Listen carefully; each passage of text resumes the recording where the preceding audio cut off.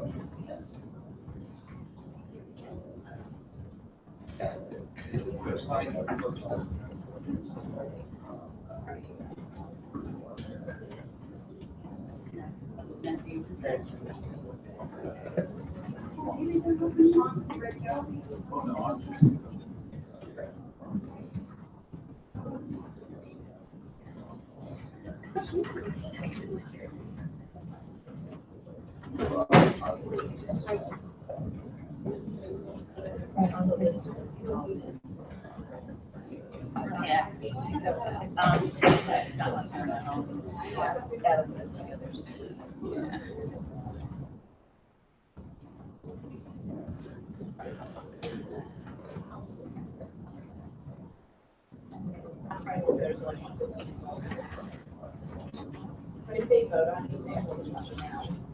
And in exchange, we want tax credit. So you may not actually want that.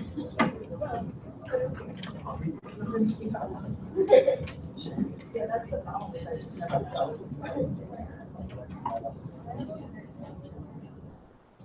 I think it's on there this morning.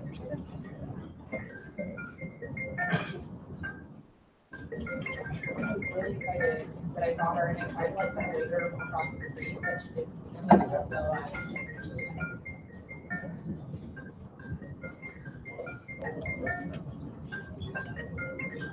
Good job. Was it?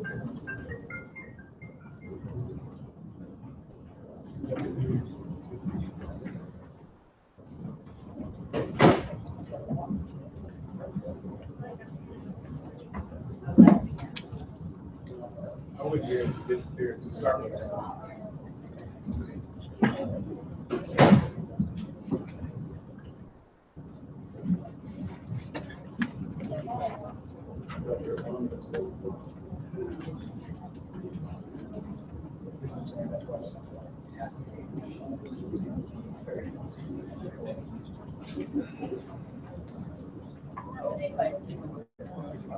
Just go ahead and say this is a sign how things are going this week. It's going to be. Only 5 minutes late. I'm talking about the chickens. You talking about what? The chicken. Oh. Good morning. I'd like to call the House Committee on Children and Families to order. Secretary, please call the roll. Chairman Franklin. Here. Vice Chairman Neely. Here. Representative Meredith. Representative Barnes. Here. Representative Cookson. Here. Representative Justice. Present. Representative Moon. Representative Newman. Here. Representative Root. Here. Representative Stacy. Here. And Representative Walker. Thank you very much. We have a quorum. Today, the committee has convened to hear Senate Bill 5. Please come forward, Senator Koenig. I'm sorry, first opportunity, I think. Because of the extensive testimony that we had last Wednesday, almost 7 hours, I think, in this committee on this same ground, on this same material, I may put some limits on testimony and committee member questions. So you may be thinking about that. Senator, please begin when you're ready. Thank you, members of the committee. Thank you, Madam Chair, for allowing me to present Senate Bill 5. I'll try not to take too long because I know you guys spent probably several hours last week dealing with these same issues. You know, the big portion that makes the bill so long is the definition changes with ambulatory surgical centers and redefining that, or taking a new definition as abortion facility and regulating them differently. And that was deal with some of the court cases that we've seen. And I think this would, hold up court muster and allow these regulations to be in place. Then you have the pathology, the stuff on the pathologists. What we found during our investigation into Planned Parenthood is we found often that these pathologist reports were incomplete. Sometimes there was no evidence of products of conception.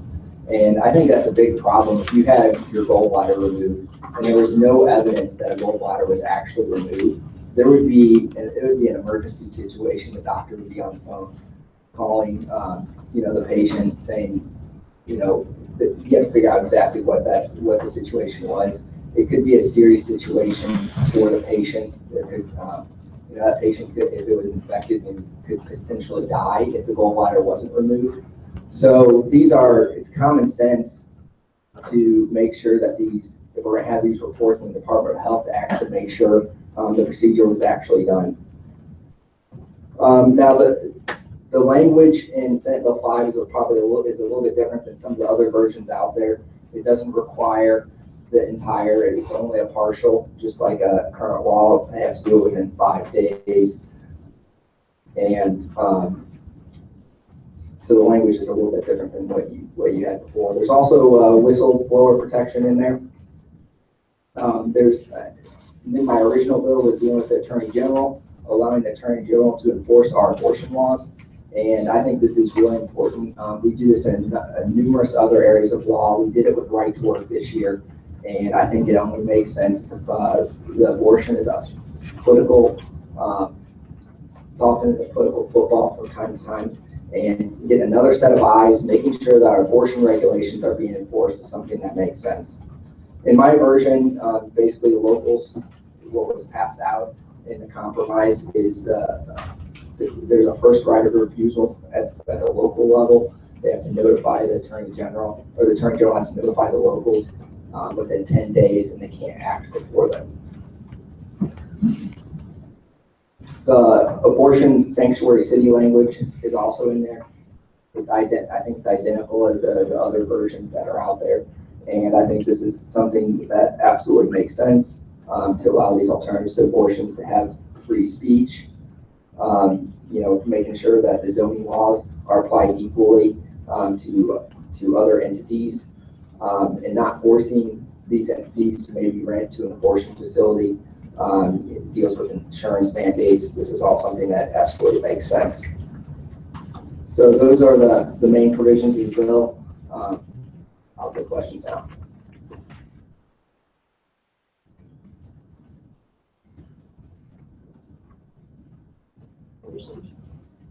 Are there questions from the committee? Representative Newman. Yes, to inquire, Madam Chair. Yes, Senator, could you scoot just slightly over so I can see you? Thank you very much. Thank you, Senator. I've got some questions too in terms of you went through parts of Senate Bill 5. Can you tell us why those abortion facilities need to be spelled out in statute? How are they different than surgical centers? So we need to redefine them differently. There's a number of department regulations that in the court case, some of them got thrown out, like, the fact that the air has to be circulated a number of times within an hour, some of those regulations. So what we want to do is promulgate new regulations under abortion facilities, so it's different than an ambulatory surgical center. So this is going back to the injunction that we have currently on our surgical center requirements that deal with abortion. Correct. So by just putting into statute, a different category, is that your attempt to sort of get around the injunction? Or I'm just wondering, like, why do they need to have this, separate category? Because if they were its own category, then anytime you change the regulation for an ambulatory surgical center, it would apply to an abortion facility. But if you regulate it separately, then you could independently have separate regulations for them. So again, even though they're doing surgical and medical procedures at an abortion facility, I still understand why their regulations would need to be different. So in terms of... Because some of the regulations, I think in the court case, were too burdensome, so that way you could make them maybe less onerous. So how do these, if I'm changing this category to abortion facility, how does that make those regulations less onerous? Because they regulate them separately, not as, so you would have to, every regulation that applies to an ambulatory surgical center would necessarily have to apply to an abortion facility. Okay, so if we're going to be talking about additional inspections on whatever regulations we're putting on just both abortion facilities and surgical centers would not have to comply because they would be different regulations, or they're going to have additional regulations, or I'm just... They're going to be different. So, I mean, inspections, I mean, that's something that it only makes sense. I'm in construction. I have to get permits to do certain activities. I have a roof that starts tomorrow. I have a permit for it. There's going to be an inspection after the roof is stripped off. There's going to be another inspection when we put the ice and water shield on. There's going to be another inspection when it's completely done. And we're not even operating on a person, right? If we don't build the roof right, the worst thing that happens is it leaks. Or falls down. Well, no, I mean, we're talking about a roof. It's not, it's not going to fall down. So when you're literally operating on a person, annual inspections is something that makes sense. We want to make sure, even restaurants, have inspections. So, I mean, inspections is something that. And don't they have annual inspections now as a surgical center? I believe surgical centers do have inspections. Okay, so that's really well known. So let's just move on. So you mentioned about gallbladder tissue, and I guess I will ask again if there's any medical people that will be testifying, because obviously you and I are not medical people. But in terms of when you say, how do you know if a gallbladder has been properly taken out if there's no tissue? Right now, is there gallbladder tissue that is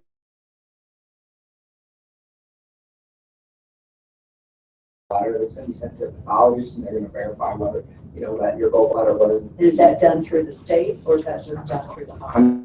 I'm not familiar with the regulations on it, but I can tell you it is something that they do. Okay, so again, we will ask more medical people, because I think we're talking differently. If you're talking about, tissue going back to pathologists within a hospital versus tissue that's going to a pathologist that's oversent by the state, there's a little bit different. I don't think we're a hospital yet, in terms of the State Department, but and you also mentioned in terms of this tissue, it's got to be done, turning over the tissue to the state has got to be done within 5 days. Why 5 days? Well, originally we had 24 hours in there, and it was a compromise that we worked out. So, but still, Excuse me, let me make a clarification here. The tissue is not turned over to the state. Correct. The tissue is Just a report. turned over to the pathologist. Okay, so let's clear that up. Okay, go ahead. so I think there's a difference between the pathologist, whether it be in the hospital or be something that's overseen by the state separately. But in terms of I just was curious, what's supposed to happen in 5 days, and why is there such urgency? Is there other urgencies on other tissue reports of other type of surgical procedures? I think 5 days gives it more than enough time for that. But I mean, is there other requirements for other, tissue that's turned over to pathologists for other types of procedures? Like you mentioned gallbladder? Yeah, I do not know. Okay, so I just was curious why we're still singling out. And then I think that's about all of my questions, but I just was concerned in terms of when you brought up these points in terms of what's the necessity. But it looks like you say you're going back to abortion facility needs to be added as a response to the injunction. Correct. Thank you. Are there other questions? For the sponsor, we're going to go to Ranking Member Meredith at this time. Compliance? Yes, ma'am. Okay. So I've been here for a while. I was just wondering, you were talking about the inspection, and the trigger for the inspection is if the paperwork doesn't tally? Well, it depends on what you're talking about. You're talking about the inquiry because of the pathologist report, or are you talking about the annual inspections on the facility? For the annual inspection, okay, fine. Yeah. It's a health facility. But if there is a discrepancy in the paperwork, Then the first thing that says is they have to inquire of the facility and let them know about the discrepancy and see if something can be figured out before they do an investigation.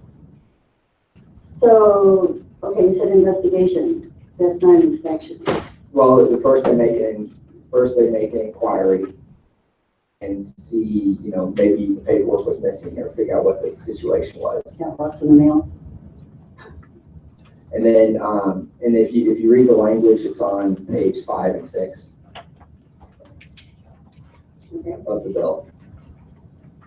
So it says the department shall reconcile each notice of the abortion with the corresponding tissue reports. If the department does not receive the notice of the abortion or the tissue report, the department shall make an inquiry at the abortion facility or hospital.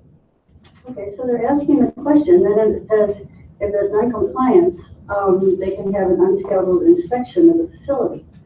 Is that like, the story about the rock star and the brown M&Ms? I mean, I think this is something that makes sense. I mean, if you have pathologist reports that show that there's no evidence of products of conception, that's a problem. And the department should be allowed to reconcile that. So if the paper isn't exactly right, you're saying that there could be a number of other things that aren't right? Is that what you're trying to say? Well, we need to know, like, was the abortion completed? I mean, that's a problem if you have, only a partial abortion and the other products of conception are remaining inside the woman's body. I mean, that could cause, that could be a health risk to that one. I would think that would be malpractice or something. Right. I guess I just don't, if your paperwork isn't right, I just have a little problem going from the paperwork isn't right to an inspection, and by golly, we're gonna go in there, we're gonna look for something and find it, and shut them down. Well, I mean, this language does allow the facility to fix the problem before that happens. Okay, is there like a certain amount of time? It doesn't, the language does not spell that out. So if it's due within so many hours and it doesn't arrive within those hours and a phone call is made and says, where is it? And they say, we'll look for it and find it. Do they come out and inspect, or do they give them time to go look for it? It's up to the department. Okay, so we're leaving some things up to the department. That's not a bad thing.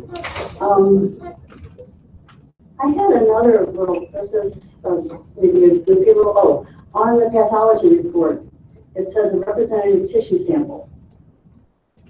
And then it says, the required representative tissue sample, and then asking that tissue sample to be evidence of a completed abortion.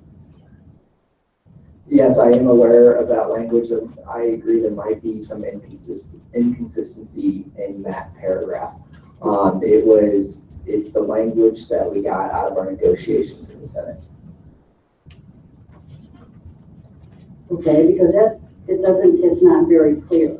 There is one more thing, and I think it's kind of funny. The language issue again, it's on page 8 of the bill, and it's line 6. It says his, her, its. Now, I'm presuming that its means a facility, but that's not how the sentence is written. Yeah, I mean, it's supposed to be referring to, something that wouldn't be male or female, but maybe an organization. Okay, because it could be transgender. I don't. Yeah, I don't think that's necessarily the intent. I think it's supposed to refer to an entity. Right. That needs to be made clear in the sentence. Thank you. All right, Representative Moon. Thank you, Madam Chair. May I inquire, please? Morning, Senator. Morning. I know y'all spent a lot of time last week getting to what we now have in front of us in Senate Bill 5. My question is particularly about the original title of the bill. Can you remind us what the original title was? It was dealing with I don't have it sitting exactly in front of me, but it was referring to enforcement of abortion laws by the Attorney General. Great, thank you. And I don't think it's any secret of my support for the separate entities in this bill and even other things that are included in this bill. Can you now tell us what the title is? It relates to abortion. Okay.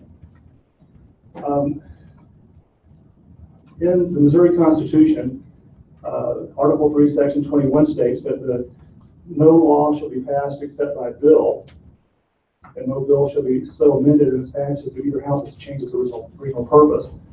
Article 3, Section 23 then states, no bill shall contain more than one subject, which shall be clearly expressed in its title.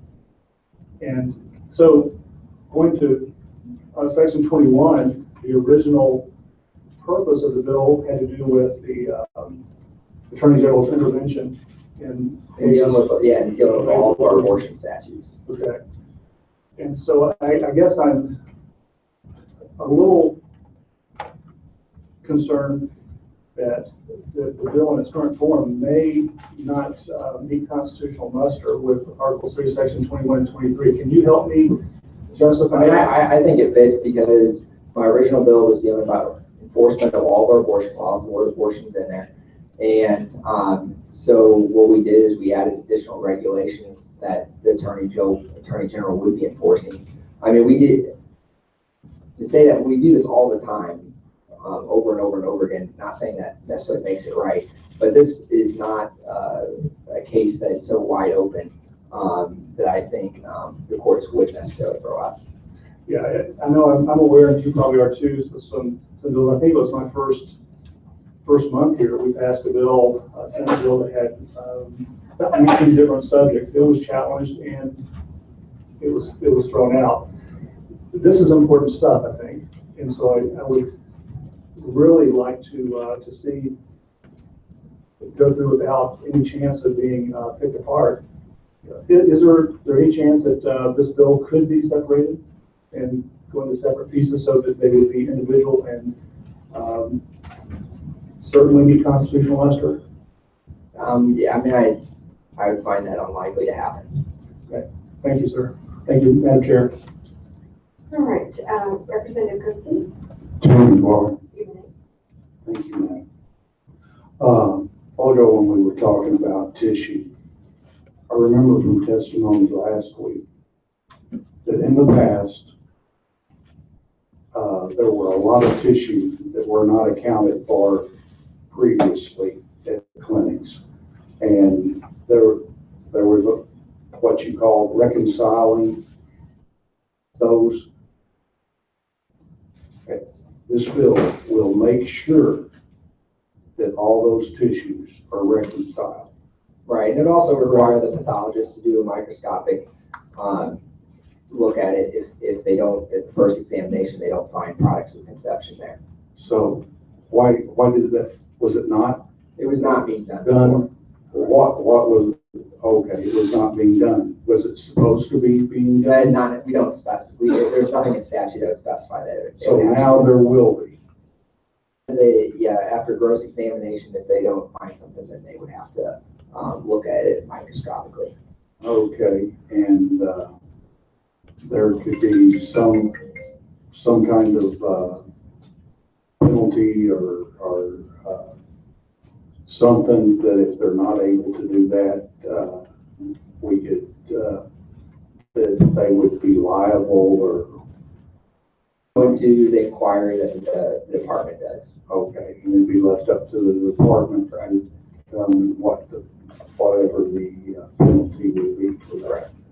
Do you feel comfortable with the department doing that? I think under our current administration, I would. Future administrations? Who knows? All right, well, we can only do the best we can. Thank you, Senator. Thank you, Madam Chairman. Other questions for the sponsor, Representative Walker? Thank you to inquire. You may. Thank you. And thank you, Senator, for bringing this bill forward. I know there was a lot of work that was done.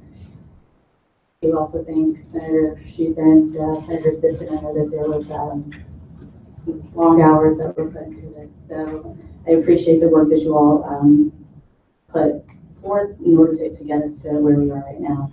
I do have a couple of questions, specifically as it relates to the fetal tissue report section in the examination. As I'm sure you're aware, there is no question about the constitutional sort of standard that is state does have a legitimate interest in making sure that abortion is performed, under circumstances that ensure the patient's safety. What specifically about this fetal tissue report do you think advances that end or goes towards that end of ensuring patient safety? Well, I mean, like I said before, when doing an abortion, you want to make sure everything is actually removed that needs to be removed. If it's only partially done, that could be a health risk to the mother. Okay, I absolutely agree with that. This report, though, takes place, or the pathology, the pathologist's examination, if you will, takes place after the abortion has happened. So tell me exactly how kind of getting this information, getting this fetal tissue report, how does that help the mother or the patient's safety if it's occurring after the fact? Well, I mean, if it was found out that that was not the case, then the pathologist should get on the phone with the doctor and talk to the doctor about it and see, what happened. Oh, and so maybe that goes towards the whole 5-day sort of requirement that's in here now, the time frame that's in here now. Okay. Now, let me ask, because we talked a little bit about the inspection, the annual surprise inspections that would be occurring. Is that not a way of ensuring kind of what it is that you're hoping to achieve by the pathologist's report? And maybe we'll hear from some medical experts about just kind of how these pathology reports, these pathology reports actually do anything to ensure the safety of the patient. But how exactly do you envision them working? I think a ranking member brought this up. How exactly do you envision them working together, the annual inspection and then these fetal tissue reports? Well, I would imagine when they're doing their annual inspections that they would verify that the pathology reports are consistent with what they need to be. So, but I would imagine they would be doing that outside the. Okay, so could you repeat that? I would imagine they would be reviewing some of these pathology reports on an ongoing basis, not necessarily just when they're doing an inspection. So the so like when they get submitted to the department, mm-hmm. They say, all right, we had an abortion here. Pathologist report meet up with the standards of what a pathologist report should look like for an abortion. Okay, all right. Now, so I guess you'd say that whatever it is that would be accomplished or attempted to be accomplished by the pathologist report, that's separate and distinct from what whatever sort of information could be gathered from the annual inspection. Yeah, is what your position is. Okay. I want to move on though, because obviously, that's just one part of the standard, right? The maximum safety for the patient. The other part of the standard is the substantial obstacle, undue burden piece of the standard, and certain regulations that have either the purpose or the effect of causing some sort of a substantial obstacle to a woman seeking an abortion. And that takes me to the part about the report being released to the General Assembly. And concerns that I have about privacy as it relates to patients and their information that is or could possibly be disclosed through these reports. Now, it's my understanding that, and it says here in the provision itself, that the report shall not contain any personal patient information prohibited by the law. Could you speak a little bit more specifically about what applicable state or federal laws you envision are brought in as part of this section? Say that again. So, line 36 and 37 on page 6.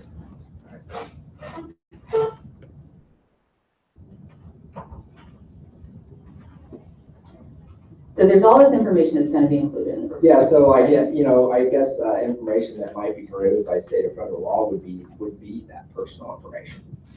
And which state or federal law do you think would prohibit the disclosure of that personal patient information? I mean, I don't know, HIPAA? So, yeah, so It'd be a HIPAA violation. we talked a little bit about HIPAA in our House hearing last week, and I did a little bit more research and looked into it. And so while the Department of Health and Senior Services absolutely is considered a hybrid covered entity for the purposes of HIPAA, it's my understanding that not all parts of DHSS are considered covered entities, including the part of DHSS that would receive the tissue report.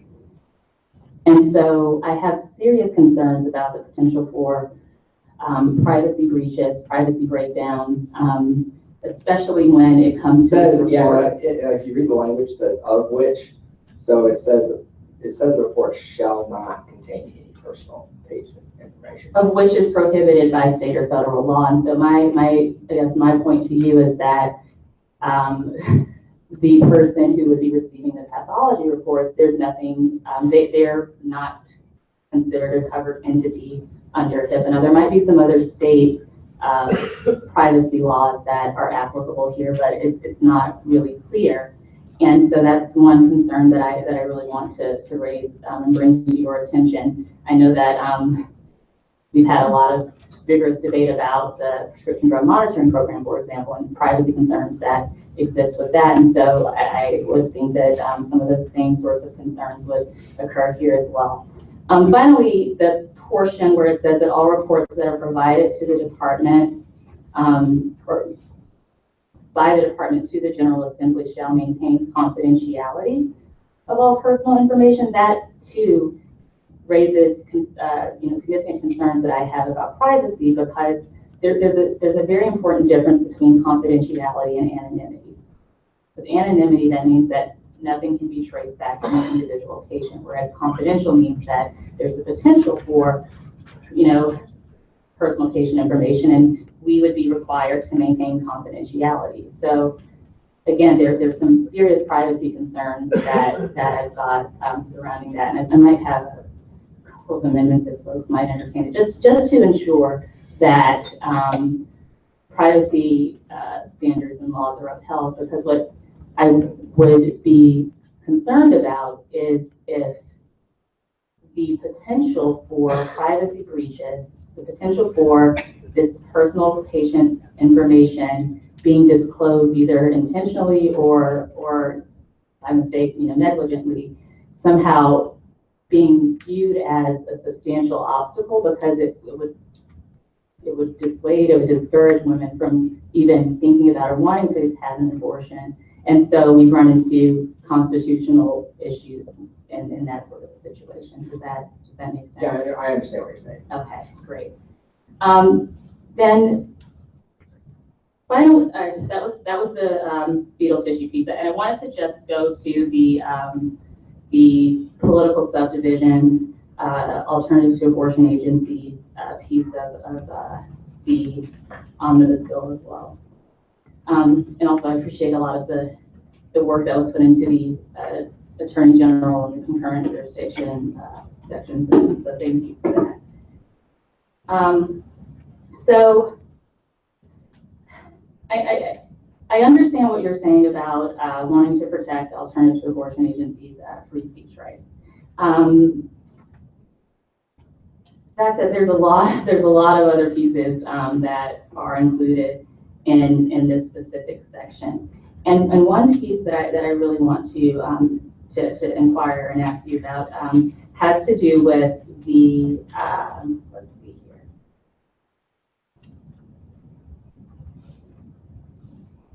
Yes, okay.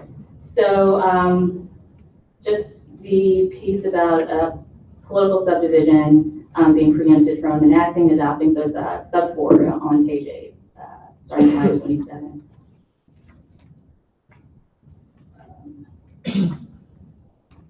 I'm sorry, sub 3, starting on line 20.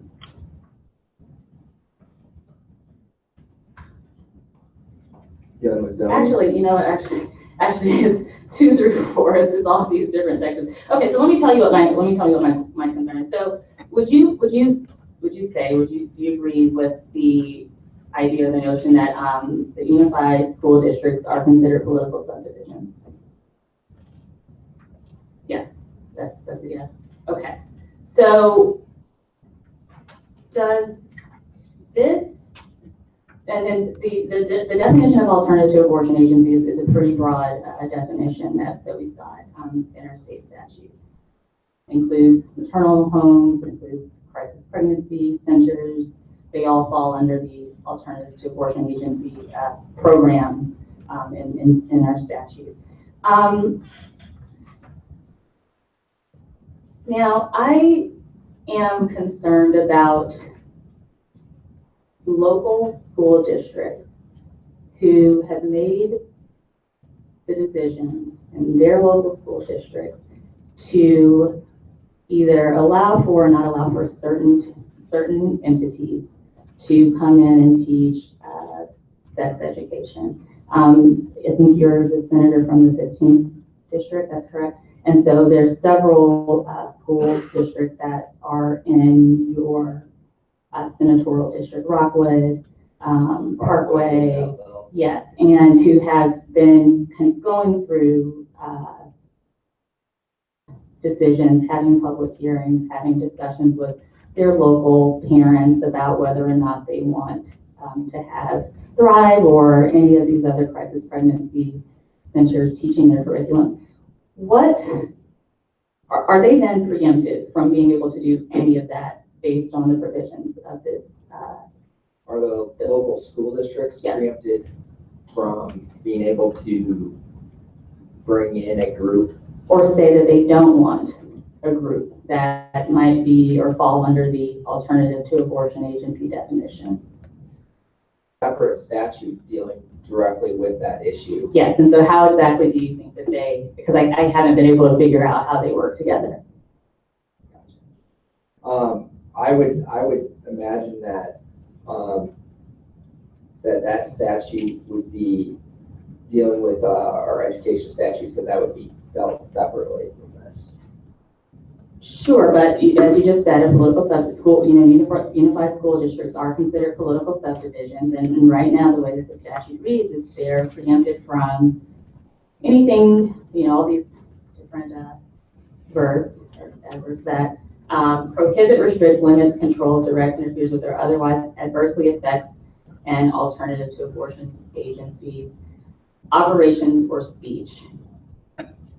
So it seems pretty clear that they would be preempted from making those, at least according to the text of the statute. But they wouldn't necessarily be allowed to go in and teach their own curriculum. You don't have freedom of speech in the sense that you can just walk into any school and teach a class. By they, you mean?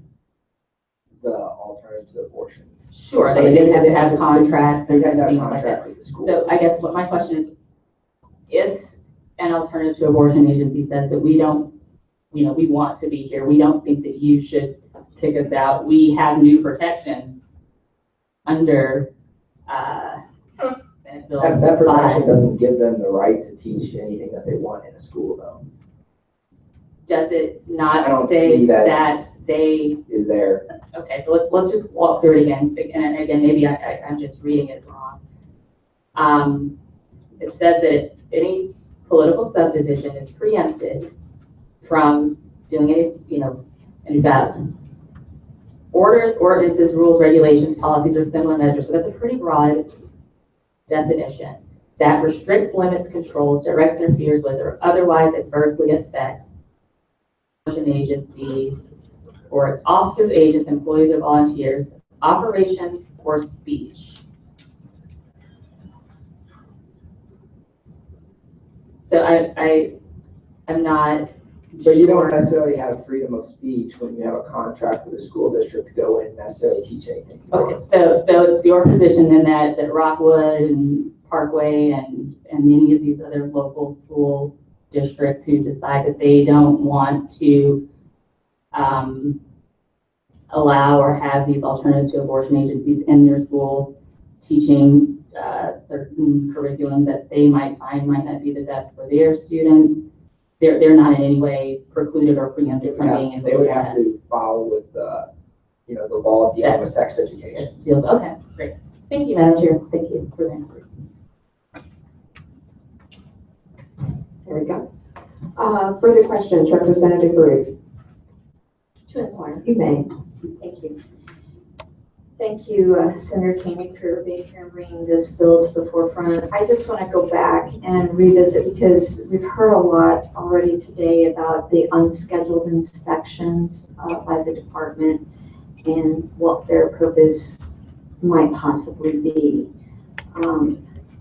Would you concur that in many other industries, there are unscheduled inspections such as daycare facilities, nursing homes, restaurants, and what the purpose might be for the overall purpose of those unscheduled inspections? Sure, I mean, there's any number of industries that have unscheduled inspections.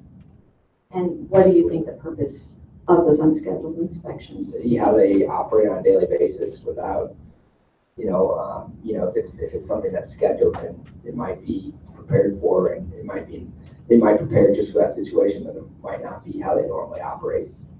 And so it's would you concur that it's for the overall safety and well-being when health inspectors come into restaurants and they make unscheduled visits or nursing home facilities or daycare facilities to make sure that everything's operating correctly as it should be, that it's not a prepared for inspection, that many of times those facilities have prepared for inspections, but then they also have the unscheduled, and that is for the safety and well-being of that industry, the public, the people that are there in the facilities.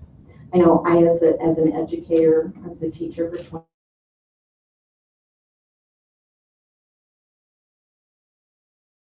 scheduled, where they would just pop into our classrooms, because when you have the schedule, you're completely prepared. I know that that person's coming in that day, and you're completely prepared, whereas an unscheduled, they're able to just pop in. Want to see how you're actually operating on a day in, day out basis.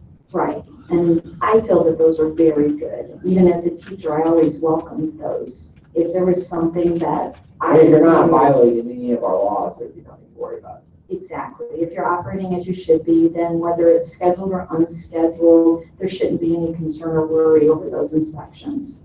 Right. Thank you. Further questions? None from the committee members. We will go to those who are in support of Senate Bill 5. Let me do one thing before we start on that. How many folks are here to testify in favor of Senate Bill 5? Would you raise your hand? All right. And how many are here to testify in opposition? Would you raise your hand? That's very good. All right, thank you. Those that are in favor, please come forward.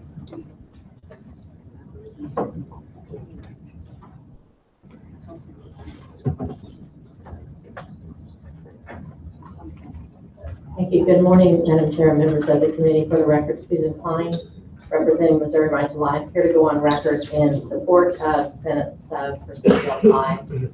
I want to thank Senator Koenig for the work in bringing this bill forward. I know it's not everything that we all wanted, but I want to talk and touch on the different parts. Obviously, in last week's hearing, we talked a little bit about the need for abortion clinic inspections, and that there is a history in the state dealing with infractions that have been occurred, that have been found through inspections with the Department of Health on the Planned Parenthood in St. Louis. Also the ambulances that have been called, the lack of matching up the reports. So there is a history, I think, that that requires or that would give credence to the abortion clinic inspection part of the bill, and obviously dealing with the definition of abortion facilities is not as broad as what we have in Chapter 188, but it does cover the abortion issue. The matching up of the reports, obviously, we have fought for and support that. Obviously, in the investigations that the Sanctity of Life Committee did, which, Madam Chair, you and Senator Koenig obviously were chairs of the two committees in the House that investigated Planned Parenthood.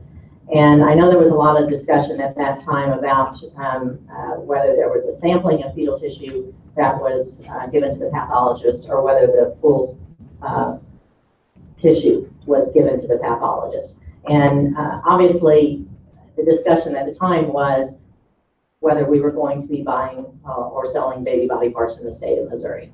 And I don't think this bill goes as far as that, as far as accounting on whether that is being done or not, but making sure that the reports are actually being matched as far as looking at the women's health issue and making sure that there isn't complications that need to be looked at for the woman. I think the bill does cover that. So, you know, from the call of the governor and the women's health issue, I think this bill does cover that particular issue. I think there is a part of it that we need to come back and touch on as far as the question of whether baby body parts are being bought or sold in Missouri or not. The whistleblower protection obviously is, we always want to try to find a way if there's anybody in the business, especially in the abortion business, that is being, the truth of what's going on inside the clinic. However, I don't know, but this bill is good. It doesn't do anything bad that we would oppose. However, there is a question as to whether, I mean, the situation with Gosnell, if Gosnell was going to set up the whistleblower protection, would that employee actually really be protected or not in reporting what was going on in that clinic at that time? So there is, I think, further work that we can do there. This bill does some, but I think we can do more. The AG, obviously, I think, you know, our Attorney General for the state of Missouri representing all of us should have full purview to if there is law being broken. So I think it could go further, but it doesn't do us any harm. I think it does give clarification where clarification is needed. The sanctuary city part of the bill is specifically focused to make sure that pregnancy resource centers and faith communities are not forced to do or participate in abortion in their facility. So this bill does cover that and does address the issues in St. Louis City where those rights were taken away from our pregnancy resource centers. So just making sure and clarifying that is good. A couple other points. The Hellerstedt decision that was dealing with the ambulatory surgical center part of our laws did not prevent the states from actually saying and coming up with guidelines for health and safety for women. So that is still open. That was not knocked down by the U.S. Supreme Court. So the opportunity to develop health and safety guidelines for women and for clinics is still very viable under the law. As far as the titling of the bill, obviously in years past, and we can give you multiple examples of bills that started out one way, but they dealt with abortion and were expanded throughout, and many parts of those bills, if not all of the bills, have been upheld and are still current law in the state of Missouri. So we strongly support this bill. We want to do some more work in certain areas, but we appreciate the work that we can get done. And I'll take any questions. All right, other questions for this witness? I've seen none. Thank you. Be sure and leave a witness form.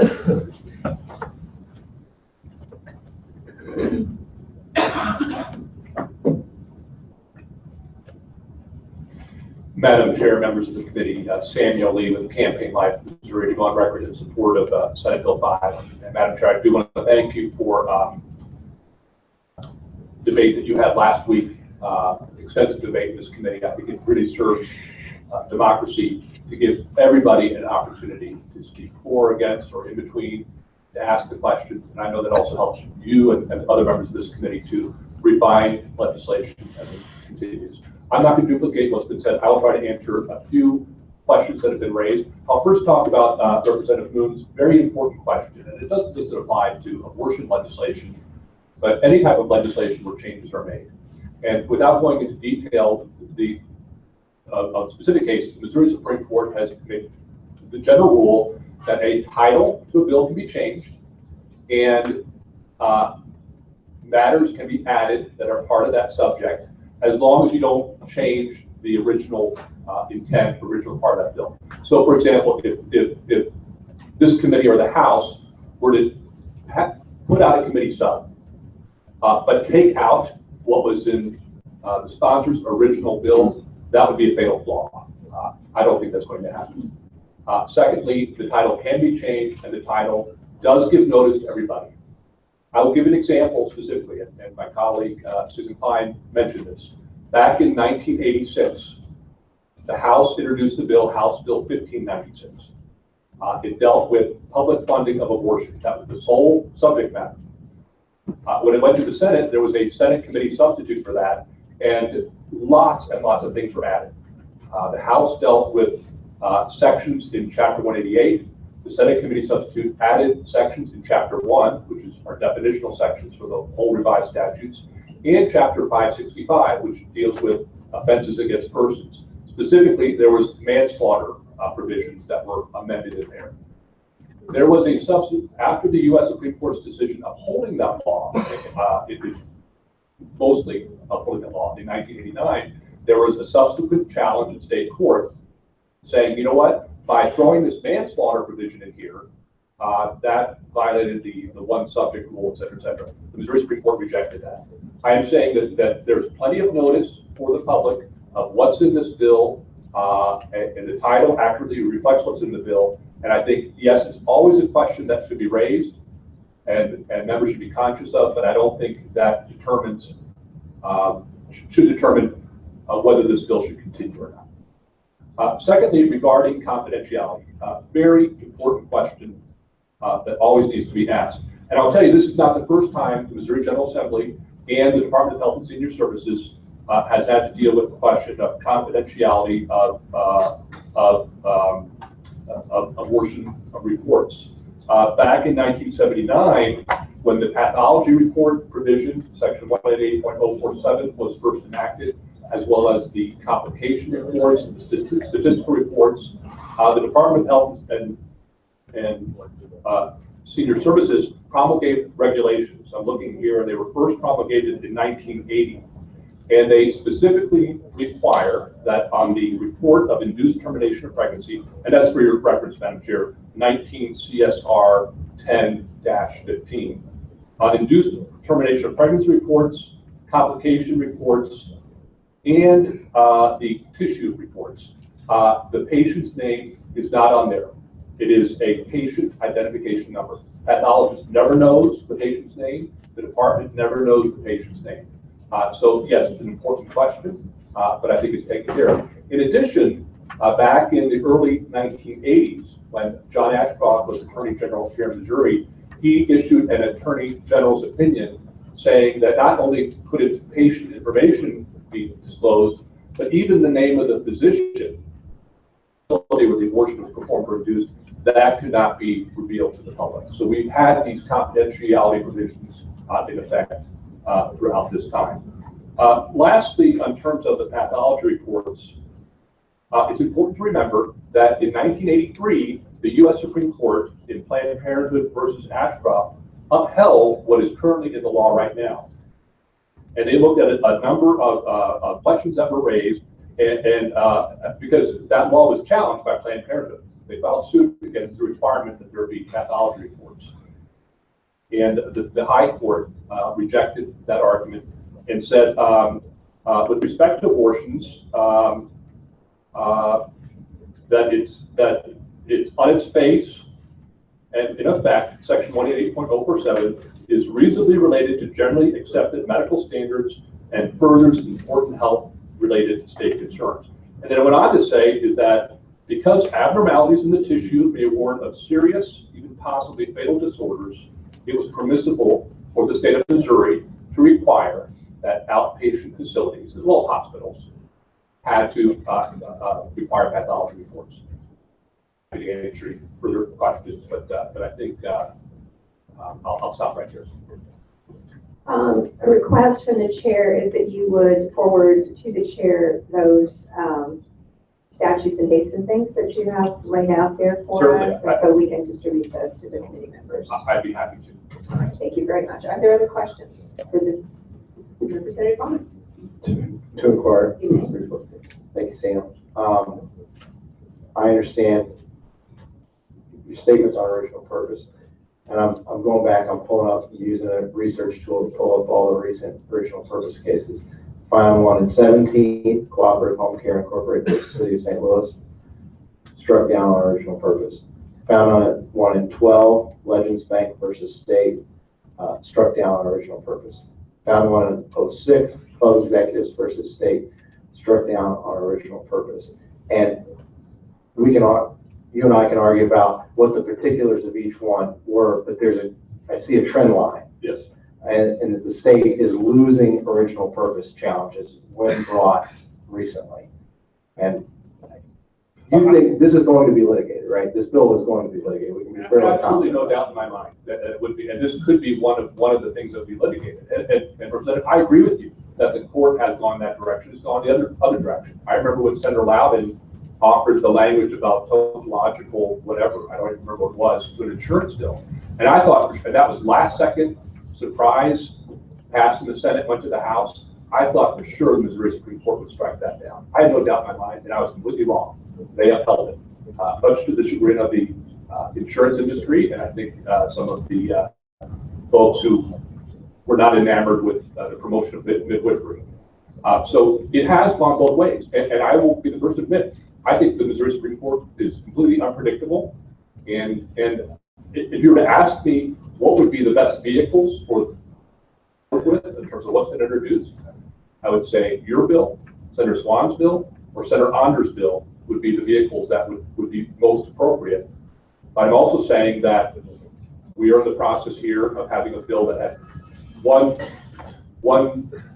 provision and not 30 provisions, and that's where we are today. Okay, we're closer. Found one, another 14. I'm trying to find where we are in the streak of the Missouri Supreme Court of how many opinions in a row has the state lost on original purpose. Representative Barnes, Madam Chair, I cede the floor.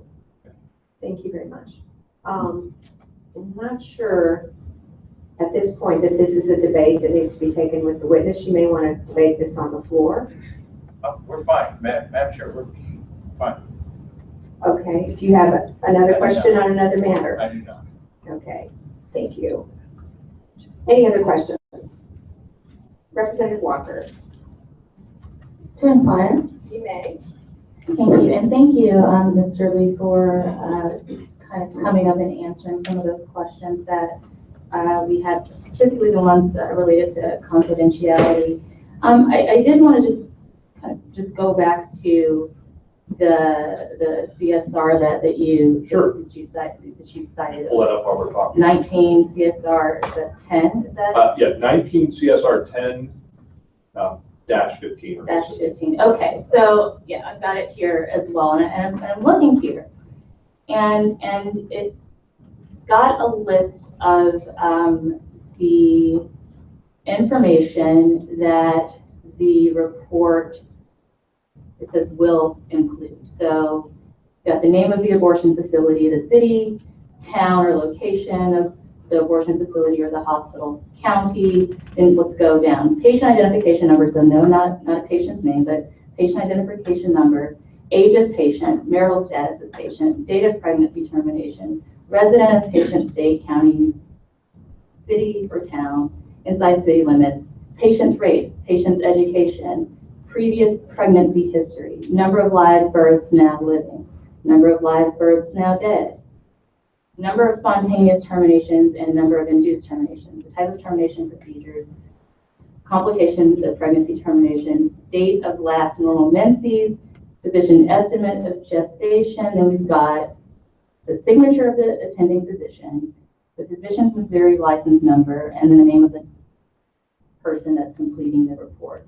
And so you're saying that all of that information that's included has to be confidential. Well, anything in this report and the other two reports, which identifies the name of the patient, which you can't because there's only a patient identification number, or which identify the physician or the facility, which are part of these reports, those are confidential under, has been the practice of the department and based on then Attorney General Ashcroft's opinion to whomever asked him for an opinion. And this has always been the case. This type of information is what the Centers for Disease Control requests that states provide, and then they are compiled into your annual statistical reports, and they don't identify patients, providers, places, or anything like that. Sure. That makes sense. I've kind of seen that surveillance data before, and am aware that a lot of that personally identifiable information is redacted. My concern, though, still remains with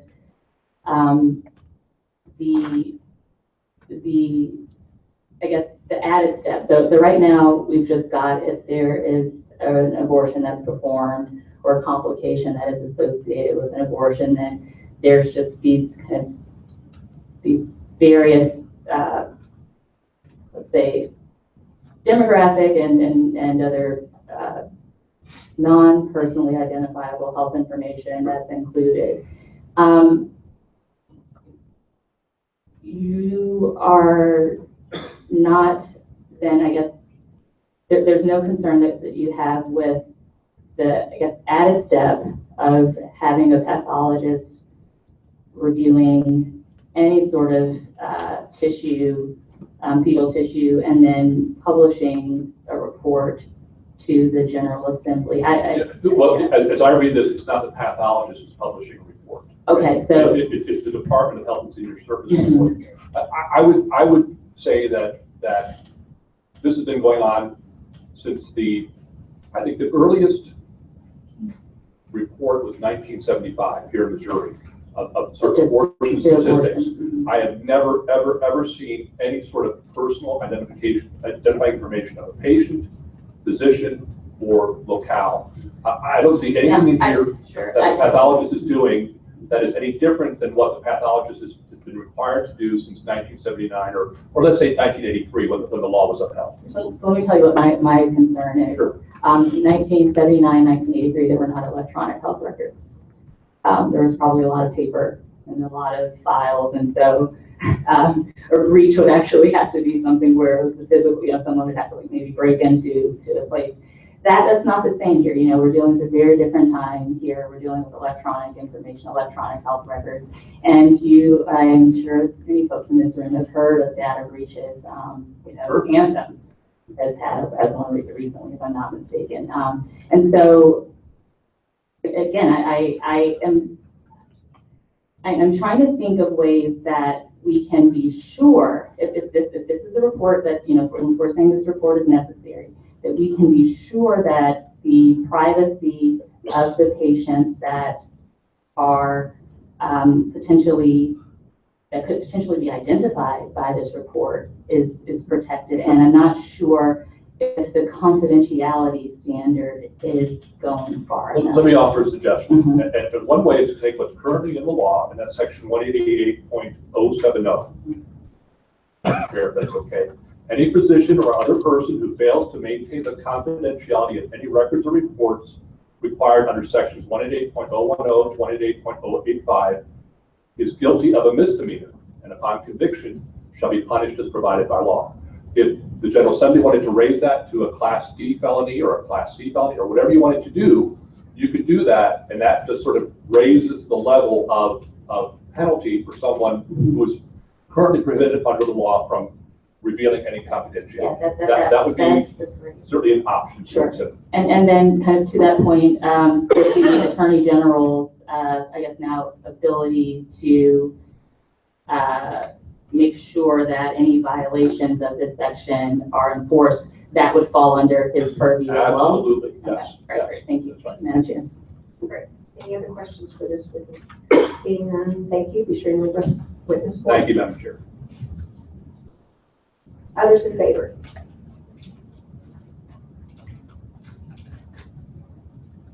Good afternoon, Madam Chair, members of the committee. Tyler McClay, General Counsel of the Missouri Cabinet Conference, going to go on record in support of this bill, Senate Bill 5. Testified a lot last week, so I'll keep it really brief. The only thing I wanted to add was last week there was a witness that testified that the Archdiocese obtained every exemption in Board Bill 203. that it asked for at the time that it was passed, and that's just not true. And so I wanted to make it clear that there were additional exemptions that they were asking for that they were not given. And so that's the reason that they filed suit in federal court. So I just wanted to clarify that and ask the committee to consider that. The bill itself would provide protection for the Archdiocese, and that's in part why we're supporting it, and thanks to Koenig for carrying it. All right, thank you. That clears that up, because I did have a thought as to why there was the suit going forward if they had been provided the exemptions. So, okay, are there other questions for this witness? Seeing none, thank you. Be sure to leave a witness form. Others in support?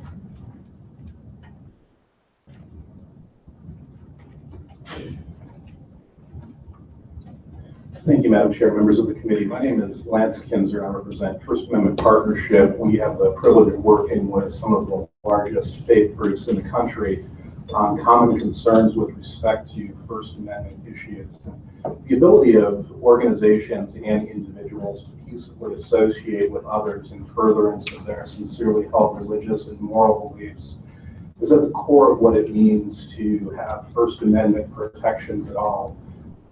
Since at least the Civil Rights era, the U.S. Supreme Court has recognized the right of expressive association, which protects the underlying relationships and structures that provide the necessary social space for expressive conduct to be carried out. Or put another way, the freedom of association is a right that's preparatory to other First Amendment rights.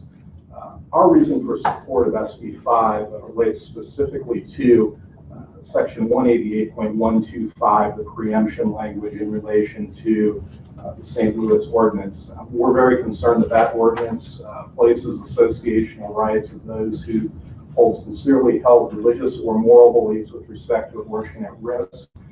It would serve to isolate such individuals and entities from the civic and economic life of the larger community. And that would result, we think, in a very dangerous rupture in a legal and societal consensus that developed around the life issue in the 1970s. And that is to say that while we may have deeply held differences with respect to the underlying issue of abortion, no one should be compelled to violate their conscience with respect to participation in or endorsement of this practice. It's commonplace in our law, both in Missouri and across the country, to recognize that legal and societal consensus. We think the value of that consensus is that it lowers the temperature on an already contentious debate in a way that's very beneficial for pluralism. As a general matter, we think that while there is litigation going on, as the prior conferee indicated, it's not best public policy to require individuals and entities to litigate in order to vindicate constitutional rights when there's the ability to provide a clear statutory hedge. We do that in states and at the federal level all across the country in a host of areas. There are many, many laws that vindicate, for example, that statutorily clarify privilege rights with respect to the media, for example. 35 states have that protecting the First Amendment. We have all sorts of laws relating to, for example, also a controversial area, the Second Amendment, where we don't just require every citizen to litigate a Second Amendment claim every time there's a question about their right. Rather, we try to streamline the process and provide clear statutory protections. Our concern as a group that works with religious organizations and entities is that the legislature provides clear statutory protection that protects this core right to expressive association, which we think there's a tension at least with in the St. Louis ordinance as it's been drafted. So I appreciate the committee's attention to this issue, and I'd be pleased to stand for any questions. Any questions for the witness? Representative Newman. Yes, to inquire, Madam Chair. You may. Good morning. Oh, sorry, afternoon. Good afternoon. And tell us again exactly who you represent. I represent a group called First Amendment Partnership. We're based out of Washington, D.C., and we work with a variety of faith groups across both kind of within the Judeo-Christian tradition, I suppose you would say. We have everything from the folks from the LDS Church, the Roman Catholic Church, Southern Baptists, Anglicans, Orthodox Jews, a whole host of groups who can all speak for themselves. But we we work with them on issues of common concern with respect to First Amendment freedoms that might impact themselves or their members. Okay, so you're located in Washington or you're located in Missouri? Yeah, our offices are located in Washington, D.C., our main office. Yeah. So tell me, so you're involved in the litigation in St. Louis? I'm not, no. The Thomas More Center is involved in that litigation. We're not involved in that litigation at all. So you're sort of speaking today on information purposes for us, or you're, you're coming out against this bill? So our entity supports SB 5 because of its provision 188.125 relating to the St. Louis ordinance. So it also is your belief that if we were to disagree with a local ordinance or disagree with a ongoing litigation that's dealing with a local community, that the state should get involved and decide to overrule or to repeal or to preempt? Sure. Well, we think that's certainly a case-by-case inquiry that the legislature has to engage in. We believe that in this instance, the concerns with respect to the tension between the ordinance and these constitutional rights of expressive association are substantial enough that it makes sense for the legislature to be inquiring into whether there are steps that can be taken to alleviate that problem without requiring organizations or citizens in Missouri to go through a lengthy and potentially expensive litigation process to Well, this vindicate is a little right. expensive itself. I mean, you know this is costing us additional money that we didn't really barter for this fiscal year, or it's in a big pocket of money that's sitting there. So again, your view is that if that the state should step in and overrule or preempt a local ordinance if you feel that there is some conflict with your own feelings in terms of how that would play out in court, that the state as a legislative body should step in and just say, no, can't do it, matter done? I think that because since legislators, just like judges, swear an oath to the Constitution, if in their considered judgment, a local ordinance clearly interferes with a constitutionally protected right, then using the authority that state government has to preempt local ordinances either in total or in a very tailored way, which is really what this legislation does, is appropriate. I wouldn't say that the legislature should do it just based upon kind of a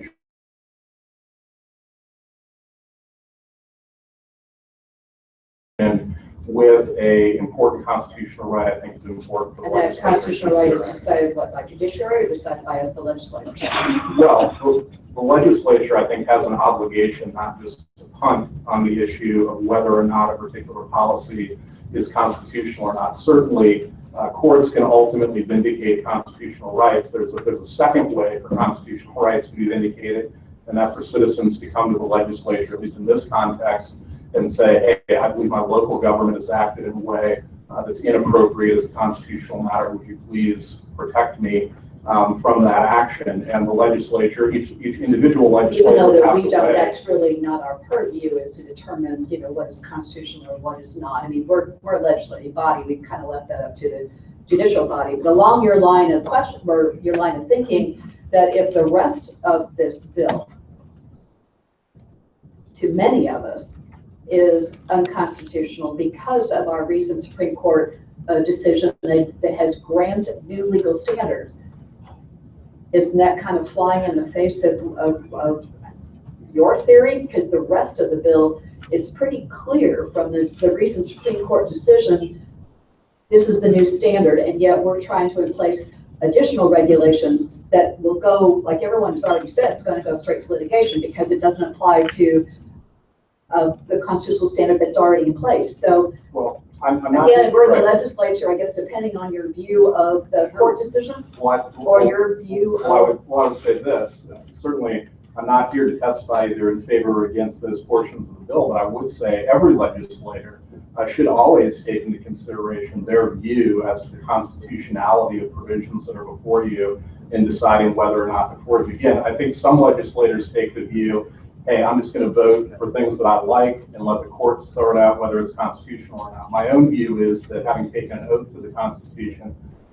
should conduct their own good faith analysis, understanding that we have a system. Ultimately, courts make decisions on constitutionality, but that in no way should preclude the legislature and individual legislators from engaging in their own good faith analysis when they decide So how as they're going to vote. individuals, we can apply our own thoughts to what the Supreme Court has said. Individual legislators can do so in determining how they're going to vote on a measure. Individual citizens don't get to do that in saying whether they're going to obey or disobey the law, but legislators in analyzing legislation, certainly, my own personal opinion, that, and they should do that. So it comes down to our personal opinions as legislators, correct?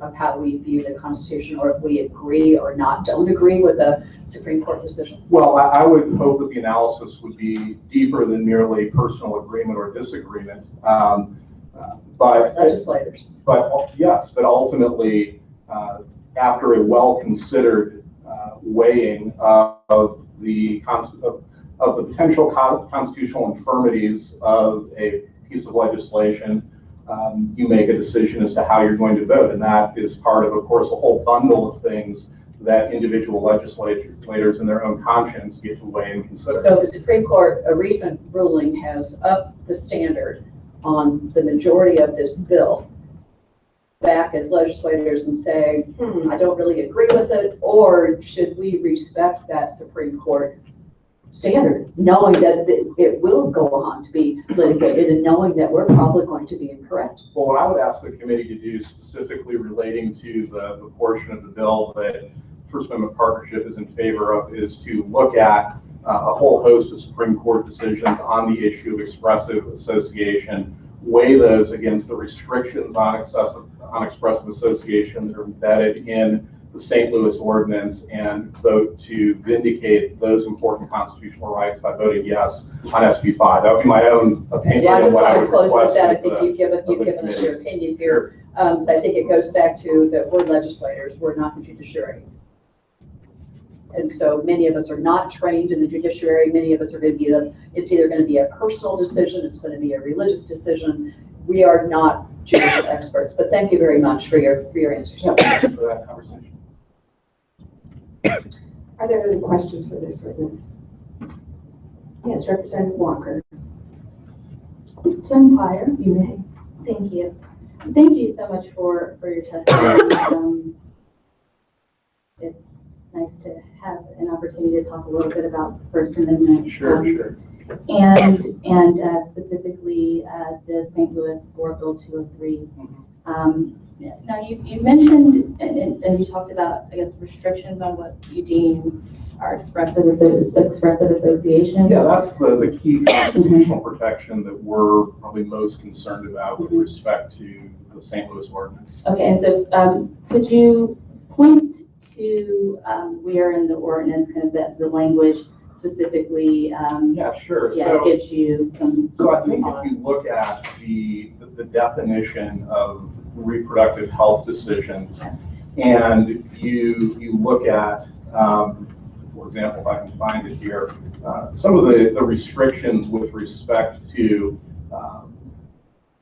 hiring, and then also in the housing area, but particularly in the hiring area, because there's a limitation on the ability of a potential employer who might have a sincerely held religious or moral belief in this area from advertising or publishing in a way that would directly or indirectly suggest any preference with respect to the issue of this relatively broadly defined reproductive health decision. What we have there, I think, is, from my perspective, something of a speech code with respect to their ability to express a preference. We think it relates to this associational right, and not just purely a speech right, because we're talking about entities that have formed, oftentimes, usually I think these are nonprofits many times, who have formed for the specific purpose of, in the community, acting in support of their deeply held religious or moral belief regarding the issue of abortion. So when you have a statute that says you can't, in choosing who you're going to associate with, in provision of those services or in expressing that speech, you can't suggest a preference on the issue that's the very issue that causes you to come together and form in the first place. There's a substantial issue there with respect to expressive association. So I think that's probably the most pointed place where we think the ordinance is potentially problematic. Okay, I've got two follow-up questions Sure. to that. Is that aren't these organizations, religious organizations, organizations that might come together because of expressive association beliefs, aren't they already constitutionally protected from being required to hire people for various reasons, for disagreement with political speech? Sure. So generally speaking, for example, under Title VII, a religious organization is protected under federal law based on their ability to hire. Religious organizations can discriminate based upon religion in hiring at the federal level. That's a protection, however, a statutory protection that doesn't apply unless it's on the face of the ordinance that they're being charged with violating. Now, there's provision on the face of the ordinance with respect to religious organizations, and so we certainly looked at that very carefully, and I think it's good that that language is there in the ordinance. But we're very concerned with the lack of definition of those terms, particularly because Missouri law doesn't really define religious organization, institution. And so we're left kind of floating with respect to how a court would ultimately interpret that. Frankly, we think there's some bad regulatory language that talks about interpreting what, in Missouri, interpreting what a religious organization is, that leaves us concerned about whether that's going to be a broad enough protection. But there are certainly other laws that have religious protections. This one even has some limited religious protections, but our view is that those protections are not well enough defined to give security, particularly to organizations that may not have a specific affiliation with a denominational group or some more established religious group. So although I understand the Catholic Church, obviously the litigation has been brought by the Thomas More Center, they're obviously concerned that the protections aren't broad enough, but they're more independent than that aren't specifically related to a religious organization like the Catholic Church. I think are in a special jeopardy given the lack of definition on the face of the ordinance. That would be our concern. Okay. All right, and thank you for explaining that. And my second question, and I guess it's more of just a philosophical, actually, it's not a philosophical question. Could you tell me, in your legal opinion, just what the difference between conduct is and content is? And isn't the St. Louis Board Bill attempting to regulate conduct in that it's trying to prohibit employers, organizations from engaging in discriminatory conduct? I'm trying to understand how exactly. Sure. So oftentimes in the First Amendment or in these areas, there's a discussion about whether some sort of impediment is actually touching on the ability of the group to believe whatever the group wants to believe, or whether it's merely, and that's often how it's phrased, merely impinging upon how they act once they kind of enter the public square. And our view is that the St. Louis ordinance really kind of does both things, because once you're in a posture as an employer, especially a group that exists for the very purpose of vindicating a sincerely held religious or moral belief relating to this highly sensitive issue, once you're told that you can't define of your membership, those in essence who are going to be part of your team as you're out communicating your mission, then both the ability of that entity to act, but also, we think in a very real way, the ability of that entity to define its own core mission, which goes directly to belief, is in fact impinged upon. And so the two are very interrelated. There certainly are areas of the law where this belief-conduct distinction makes sense, but we think the way this ordinance is drafted, those two things really kind of end up merging. And so that's part of our concern. Okay, thank you. For these questions. Further questions from the committee? All right, seeing none. Thank you very much. Thank you so much for the opportunity. Please give us a witness form. Yes. Thank you.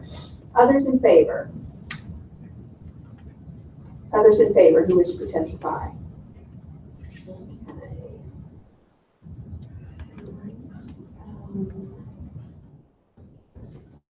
And now we will move to opposition, please.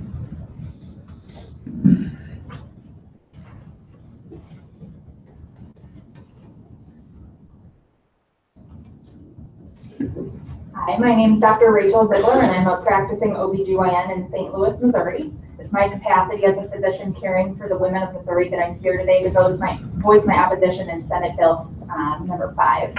This piece of legislation, like many others that have come through this committee, leaves me with multiple questions. First, this bill states that alternatives to abortion agencies, which include pregnancy resource centers, should be allowed to, quote, operate freely and engage without governmental interference. As a physician who provides women's health care, undergraduate work, 4 years of medical school, and 4 years of specialized training in obstetrics and gynecology, why am I not afforded these same rights? When I'm counseling and consenting a patient for abortion, why am I given scripted language that I'm forced to discuss with my patient? Why would I also not expect pregnancy resource centers to live up to some of these standards as well? One of the representatives last week asked someone if they've ever been to a pregnancy resource center. Have not. I would also surmise that many of you have never been to an establishment that provides care, including abortion. But I have cared for patients that have been to pregnancy resource centers, and it is my opinion that allowing them to operate freely can be dangerous. These centers are defined by a primary purpose to provide services or counseling to pregnant women to assist such women in carrying their unborn children to term instead of having abortions. What happens when they counsel based on this motive rather than medical standards? In my patients' cases, one would have to carry a life-threatening pregnancy to term while battling stage 4 gastric cancer, and one would have potentially died after being told she had a healthy pregnancy when, in reality, she had a pregnancy in her fallopian tube that ruptured and caused bleeding in her abdomen. I'm not saying these agencies are all bad. I'm saying that legislating their free operation is not safe. And we are here in the name of women's safety, yes. Second, while I know some were disappointed in Judge Sack's decision regarding ambulatory surgical center laws, the term abortion facility has now made its way into this bill. What is the need to single these out? In other states, abortion is performed in the office as part of women's health, including pap smears and prenatal care. While I am, of course, on board with things such as infection control, I fail to see how establishing a defined abortion facility and standards that are inherent to solely these establishments, again, does anything but single out this procedure. I do multiple intrauterine procedures in my office space every week. This includes biopsies of the lining of the uterus in women with abnormal bleeding, removing intrauterine devices when strings are not visible, and suction dilation and curettage for women with missed abortions, or what you would call a miscarriage. Yes, in case you missed that, I do suction dilation and curetages in my office, the exact same procedure that's carried out in an abortion. Yet, somehow, when I do this under the guise of miscarriage management, I do not have to adhere to the same regulations. I could continue on with questions regarding why there is the need for all the language surrounding pathology, but I think I'll stop here. Again, I hope you all will consider the fact that you were called back for this special session in the name of safety for women, and I want you to consider if this legislation actually has anything to do with that. Thank you, Doctor. Are there any questions? Representative Cookson, proceed. Proceed. Thank you.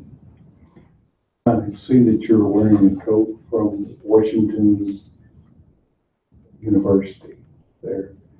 Are you speaking on behalf of WashU Medical School or Washington University?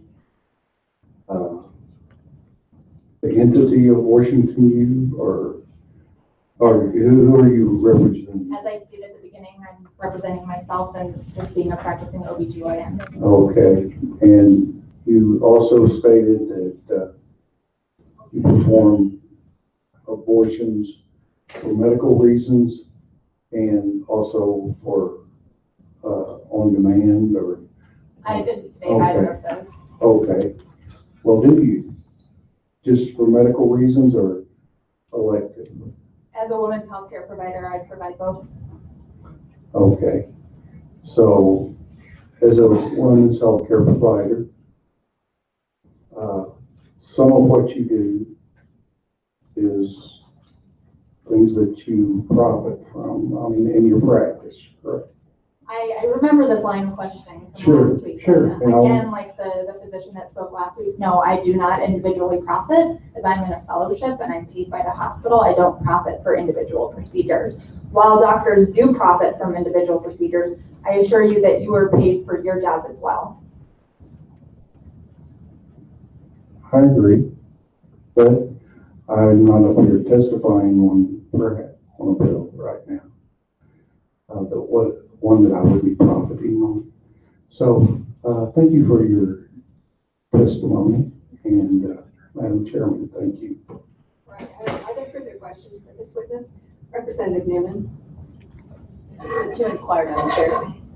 Good afternoon, Doctor. Thanks for being here because, as you know, our committee really lacks in OBGYN knowledge, and particularly with the bill that has really gone into this a procedure like you mentioned that you do for a variety of reasons. So I want to go back to the tissue a little bit in terms of how that relates to you as a physician so can you think of any other procedures that you would do, not just as an OBGYN, but as an MD, that you would be required to submit tissue to pathology?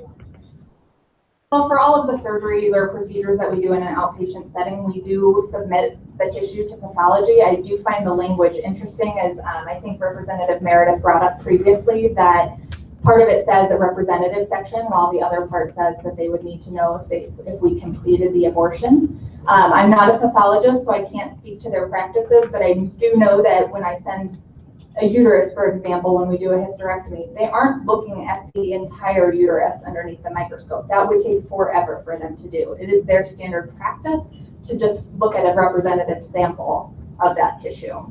And so, because then you're talking about storage, right? I mean, even if you're talking about a hospital in terms of all the tissue that they deal with, daily for, numerous reasons, and no one else that you could think of, or no other pathologist for any other medical procedure would be making sure that all of the tissue is there, or what would be the purpose? No, I really can't necessarily, again, I'm not a pathologist and I only perform the procedures that I perform within women's health, but I guess for an example, if we were to take out somebody's ovary, there are still cases of women that have something called Ovarian Remnant syndrome, where the whole ovary wasn't taken out. So even though the procedure was to remove this entire ovary, there was no pathology report that said you might not have gotten that whole ovary out, and women go on and have this syndrome later on.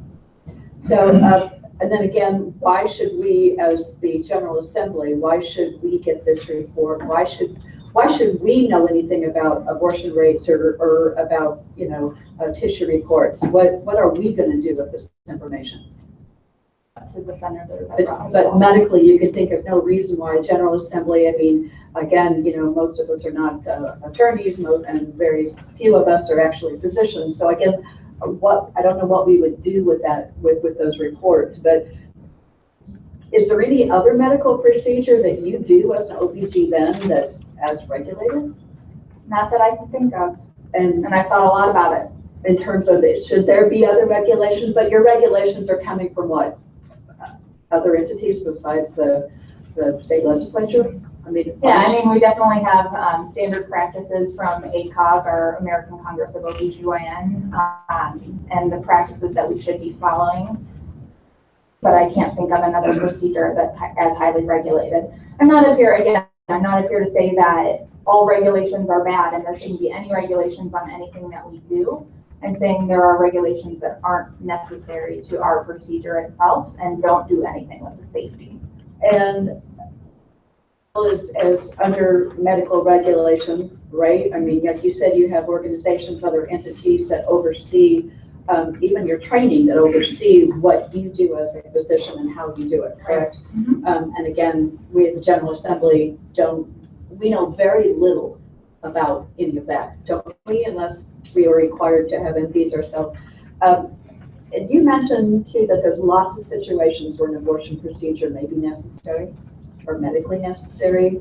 Can you expound a little bit in terms of, because I don't think, I would say that on my committee here, that I would presume that most men have not been to an OB/GYN appointment and may not be as familiar with what these even common everyday procedures that are actually classified as an abortion? Sure. So most people would think of what's called a suction dilation and curettage as an abortion procedure. But as I mentioned, I do these in my office.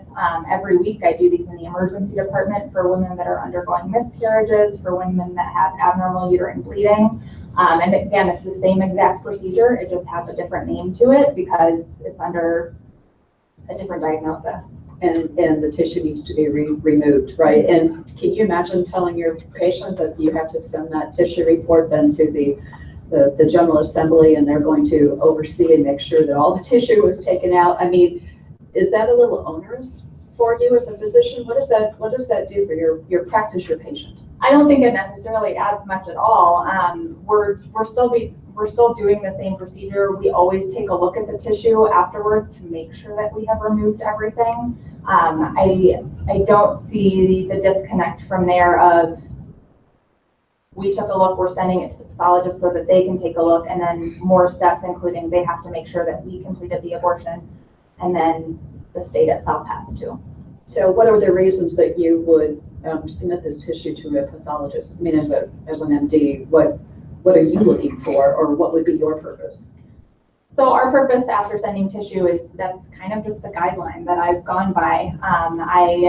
In residency and as well as in fellowship and practice now, that's the guideline that we have. When you remove something from a patient, it goes to a pathologist. But again, it's a representative section that they take a look at, not necessarily the whole thing. I don't mind at all a pathologist taking a look at the tissue, but I don't think we need to further regulate that beyond that.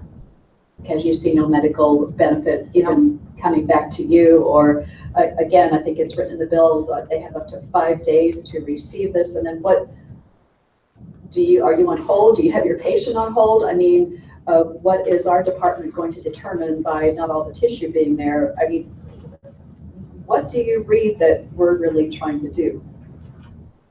I read it multiple times, and I can't really find a purpose with the exact language that's in the bill. So it doesn't benefit you as an OBGYN. Does it benefit your patient for going through all of these steps? I don't think the additional steps that are put on just abortion procedures itself is necessary medically. Does it benefit your hospital? Not that I can think See, of. because obviously they've got their own standards, right, that are also, so like you mentioned, yes, they are, you're under a lot of regulations already from a lot of different entities. And again, for us to come in and to make sure that you are doing your job correct when we are not physicians just seems a little punitive, doesn't it? What would be our purpose for knowing all this information? Again, I don't know. As I said, I'm okay with having regulations. I think every job might have its own separate regulations, but adding regulations to this specific procedure does not make sense to me medically, and does not make sense in a safety profile, especially as I said, I'm doing this exact same procedure under a different diagnosis and don't have those same regulations. And other OBGYNs throughout the state are doing this exact same procedure. I would assume so. And they may not be, quote, under this new category of an abortion facility, but then you become an abortion facility? I mean, we know in statute that it's up to what, it's up to 5 abortions, per month, and then you're exempt. But like you mentioned, this is a common practice that OBGYNs, like you said, are doing within your office, they're outpatient. And you consider this a safe procedure? I mean, absolutely. And I think the language would get a little bit tricky, because when we're doing this under miscarriage management or for abnormal bleeding, it shouldn't be under the guise of abortion, but I'm worried that with some of the language, it could go there. But as I said, it's the same exact procedure, it's just for a different diagnosis. And is it coded the same? Is it coded as a medical abortion? So it is coded, the codes that we have, there's codes such as incomplete abortion or missed abortion. The procedure code is the exact same. The diagnosis code would be different. Thank you. Thanks for teaching us, because obviously, we're really getting into this, quote, women's health, women's safety issue, and yet none of us are as trained as you. So thank you for. Thank you, Doctor. Let me ask you a couple of questions about this. So is it not women's for the safety of the patient that you present or send on to the pathologist a representative sample of anything that you do? As I mentioned, yes, that's part of any procedure that we do. So it is indeed for health and safety. that it is provided to the pathologist? I'm not sure about safety. It's just a regulation that we have that we send any, but I'm saying that Sure, the okay. regulations that are And so- added onto that are not for safety. What's your timeline? So when you have your pathology, your sample ready to go to the pathologist, what's your timeline there? As a physician, I'm not included in what happens after I take whatever sample out of a person. I place it into a bucket. I sign a paper that said that I was the one that removed it, and from there on, other people handle it. So I can't give you a timeline in the hospital. And did you say that you do, before you place it into a bucket, what do you do? Depending on the procedure. So sometimes the nurse takes it off of the field. So if I was doing a hysterectomy, taking out somebody's uterus, the nurse would take it off of the field and place it into our specimen buckets. If I'm doing an abortion, I always take a look at the tissue to make sure that I removed everything. Okay, all right. That's great. And so did you understand the legislation to read that you would be providing a pathology report to the state of Missouri?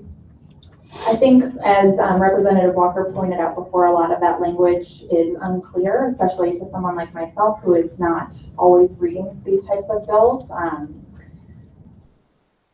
But I think that needed to be made a little bit more clear. I don't think that the physician themselves are the ones that have to provide that. I believe that it says that a representative can provide that, but I think it's unclear as to who the fault would be on if such information didn't reach the state. If the pathology report didn't reach the state, you feel that it's unclear?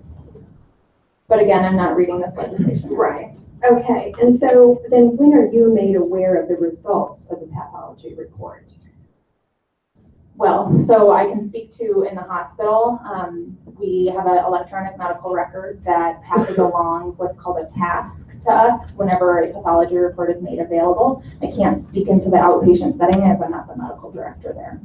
Okay, but in your experience then, you receive it, a task, you go look at that, and it's good news generally for you to see that, you know, everything that was sent there is indeed what you thought. It affirms the procedure that you did. I think I would have an issue if I didn't know the procedure that I was doing while I was there and making sure that I completed that procedure. So I don't really understand your line of questioning there. Okay, so why do you do a pathology report? Why do you send something to the pathologist? For them to take a look at it as regulations in the hospital. Okay, and so does it provide any information, any feedback to you on that procedure?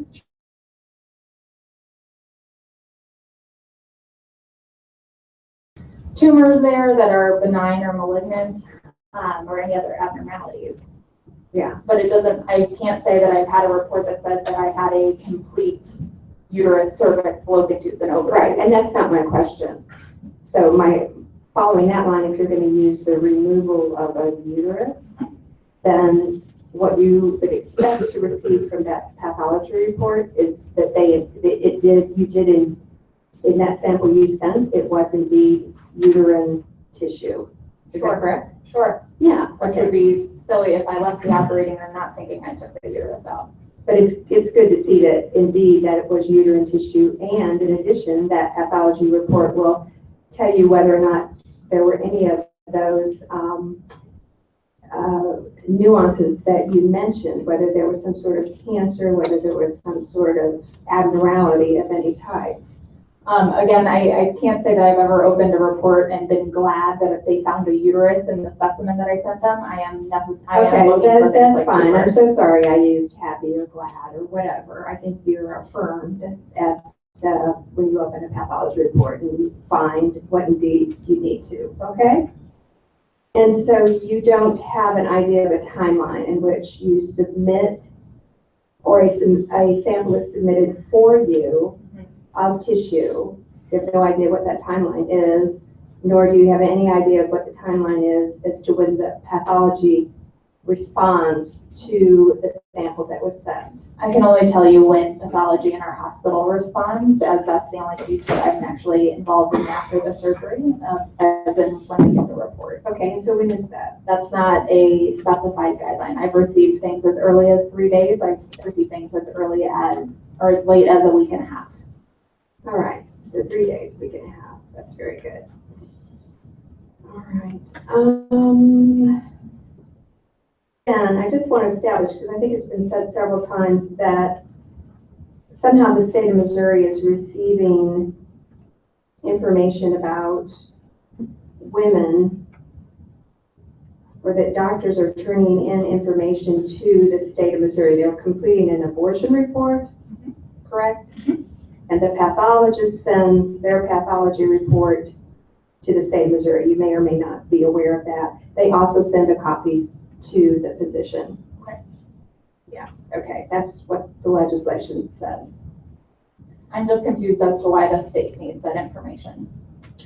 Well, and you mentioned that, I think it was you, or it may have been another witness, that the CDC is interested. Okay, yeah, that's part of the answer, is that the CDC, the state submits the information to the CDC. I think my other physician colleague might be better to speak to about that. Okay, that'd be great. Are there any questions for the witness? All right, Representative Stacy. Yes, thank you. To inquire? You may. Thank you. Just to clarify, and on this line of questioning, frankly, I'm a little frustrated, I guess, to even go down this line a little bit, but just for clarification on the profit, it's sometimes kind of implied that somehow profit in its own right is inherently suspect or evil. And I just would like to say, for the record, profit may not necessarily be suspect or evil, but certainly, and not to imply anything for your practice whatsoever, rightly or wrongly, but certainly you would expect to be paid for the work that you perform, correct?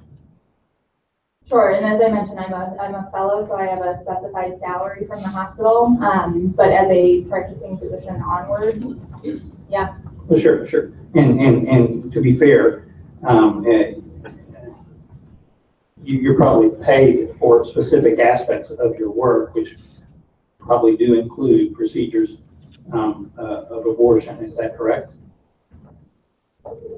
I can't tell you how the salary is kind of divvied up. I can tell you that any trainee of the hospital, depending on what year they are post-medical school, receives the same salary. So that would be me, who's doing procedures and surgery, in comparison to somebody who's a family medicine resident that's not doing procedures and surgery. Right, but if it was in your practice to do abortion procedures, and part of your job description, I guess, or something would be to include those procedures within your practice, you would be expected to do that within the confines of the pay that you receive. Is that correct?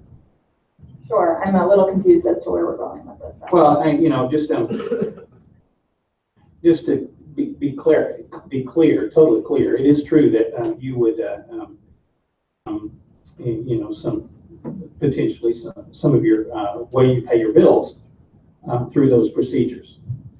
Again, I can't tell you how my salary is divvied up based on time I spend in the office, based on time I'm doing other surgeries. So certainly. I just want to. It is true, though. So let me ask you: would you agree that there have been instances, and I certainly am not casting any aspersions here. Please don't assume I'm not. I am. But would you agree that there may be instances of abuses, potentially, of medical procedures that people do receive reimbursement for or remuneration from, that might give the state reason for scrutiny or just really for public safety reasons? I would be specialties such as that, but I can only see that our specialty would be the one being attacked, and other specialties such as plastic surgery that are doing numerous cosmetic procedures for no reason, dermatologists that are handing out special ointments or creams for what we think there's no reason, but again, I can't speak to those. So. I think certainly as it comes to the public attention, you would see that typically there would be reason that the state might become involved. If the state wanted to become involved equally on other specialties, I could see that, but not necessarily just one. Again, with the line of questioning with the salary, if I wanted to make a lot of money based on something, I wouldn't have gone into this. So I am kind of resistant to the line of questioning with salary because again, that's not why I went into this.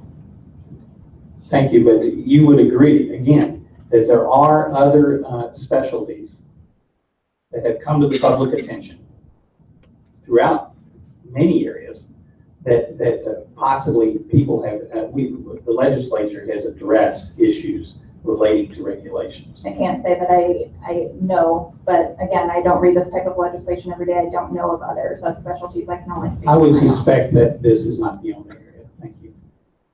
This is the only special session that we have though, so this is all I can speak to. Representative Ruth? To inquire. You may. Thank you. Hello. I would just like to go back and revisit the part about the pathology report for just a moment. So would you say that having a pathology report on whatever it is kind of like a double check to make sure everything's okay? I would say a pathology report takes a closer look for things that need a closer look, because obviously I can only look with my naked eye. I can't look with a microscope. And so for procedures that need a microscope, that's what they're necessary for. And that sometimes there can be errors. We're all human, things happen, and that there could possibly be errors that are made. Sure, which type of errors are you speaking of? Anything. I mean, when we're talking about abortions, if maybe, as you said, you kind of look at the tissue to make sure that it's been completed. And so therefore the pathology report, as noted in the bill, it says if the pathological examination fails to identify evidence of a completed abortion, the pathologist shall notify the abortion facility or hospital within 24 hours. So to me, that sounds like it's kind of also a safety check. And the hospital needs to know if maybe an error was made from the naked eye, that you looked at a tissue and there was a problem. So therefore the pathology report can verify or say, hey, we have a problem here, and notify that hospital within 24 hours. So that way appropriate measures or steps can be taken. Would you agree that that would be a good use of the pathology report? I would say that the pathology report would remain the same. I don't know if it's necessarily a good use of the time for the But time. it would be notifying for the safety and well-being. It would be notifying the physician and or the hospital within that 24-hour period if they found a problem. And so that patient could be notified. Whatever needed to be done could be taken care of and make sure that that patient is safe. I know that we keep going back to the safety for women, and again, I would mention that I don't believe that this adds to that. I also wonder what the committee believes that we are taking a look at. There's not that much to take a look at, and so. But you said that you do take a look at the tissue to make sure it's a completed abortion. Absolutely. And so then that pathology report is going to reaffirm that or say, hey, there was a problem here, that maybe you missed something, because we are humans and we are fallible. Sure, and we're humans and there are mistakes in processing of pathology, even though maybe we did complete the procedure, there's mistakes in processing. And that's where we also we talked about reconciling the reports to make sure that everything is correct and gives the hospital that opportunity to reconcile those reports. Thank you very much for your testimony. Thank you, Madam Chair. All right, are there further questions for this witness? Seeing none, thank you. Please leave a witness form. I do want to remind witnesses, now we've covered this area pretty thoroughly, so any additional testimony on this would need to be something that would be outside of what we have already talked about. Medically, seems like.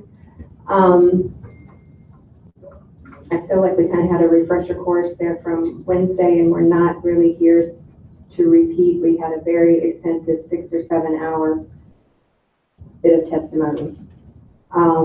So if you have something fresh and new to add in your testimony in opposition to the bill, the committee would like to hear that. Thank you. How are you?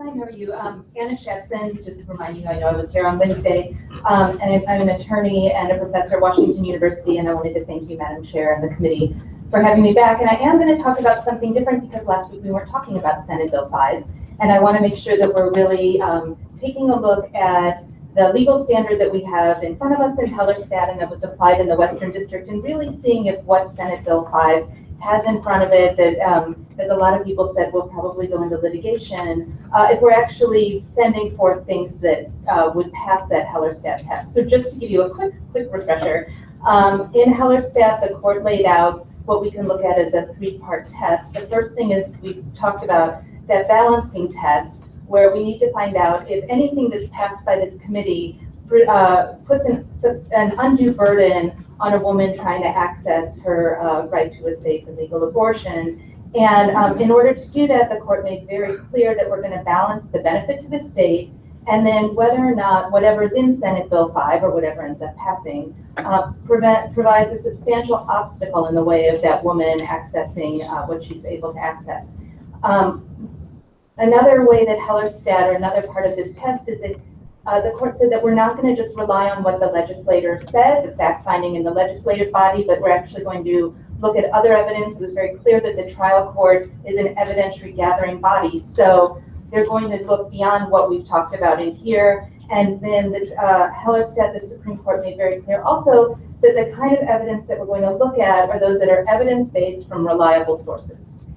Even though Hellerstedt applied primarily to the Texas abortion law, the Western, it's law of the land, and our Western district said that regardless of whether or not you like Hellerstedt, this is what we've implied in the recent case enjoining two of our regulations regarding abortion facilities. So now, hopefully that was a good quick refresher on the Senate Bill 5.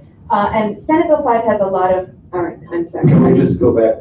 Can you give us a clear statement of the 3-part test? What's part 1? Okay, so in part 1, they tightened up. So in the Casey case, there was a little question as to what kind of standard would be used when the court looked at undue burden. And I think we had a little talk about this last time, whether it was rational basis or was something higher. And the court in Hellerstedt made very clear that it was going to look beyond just what the state said was a legitimate, what they thought was a legitimate concept. But that's not a test. You're the court is saying elucidating what a they principle. will You said there's a 3-part test. What are the parts of the test That was you're number setting? 1, is So- that that's the standard we're going to use. What standard? Okay, we'll use that language if that's more comfortable for you. The standard is that they're going to use something higher than rational basis. They made it very clear that they would be looking beyond what the legislative body had as evidence, and that they would be using evidence-based, not just pieces of paper that said something, but they would be looking at studies that were evidence-based and from reliable sources. Does that help? No, it doesn't. You said there's a 3-part test. So normally, when we talk about a 3-part test for anything involving litigation is part 1, here's the question. Okay. Part 2, here's the question. Part 3, here's the question. Ordinarily, they can be, though each part can be expressed in 1 or 2 sentences. So what is part 1? What is part 1 of the 3-part test? Okay, so let me say that if you don't like the word test in the way that I've used it, or in some ways they talk about a 3-prong test, I don't have to use that today. So what I'll say is the court tightened up the Casey standard for undue burden. Is that better? And that's not a 3-prong test. It's Correct, not a 3-part test. Let's The talk test about is the whether it's 3 an things that undue came burden out. Right. and whether it presents a substantial obstacle. Correct. So let's look at it that way. Okay, so that's the test. Undue burden, substantial obstacle. Great. Okay. Okay, So now you might have 3 points that the court further elucidated on it. Whatever works. Providing that, well, you're the one who said it was a 3-part test. Well, and I'll If you be say it's a happy to say 3-part what test, standard is state fine. exactly which part, the parts. Okay. So we're going to look at the standard that was tightened up. Better? Okay, so the standard is whether it's an undue burden or substantial obstacle. Do we agree with that? Well, it's an undue burden test and the balancing act that's used is the benefit to the state versus whether or not the regulation or the law places a substantial obstacle in the way. Okay, so then by that statement, a state is still free to enact some health and safety regulations on abortion. Absolutely. Thank of you. course. Thank you, Madam Chair. Yeah, Hellerstedt did not say anything like this is the Wild West of safety. It's absolutely not the case.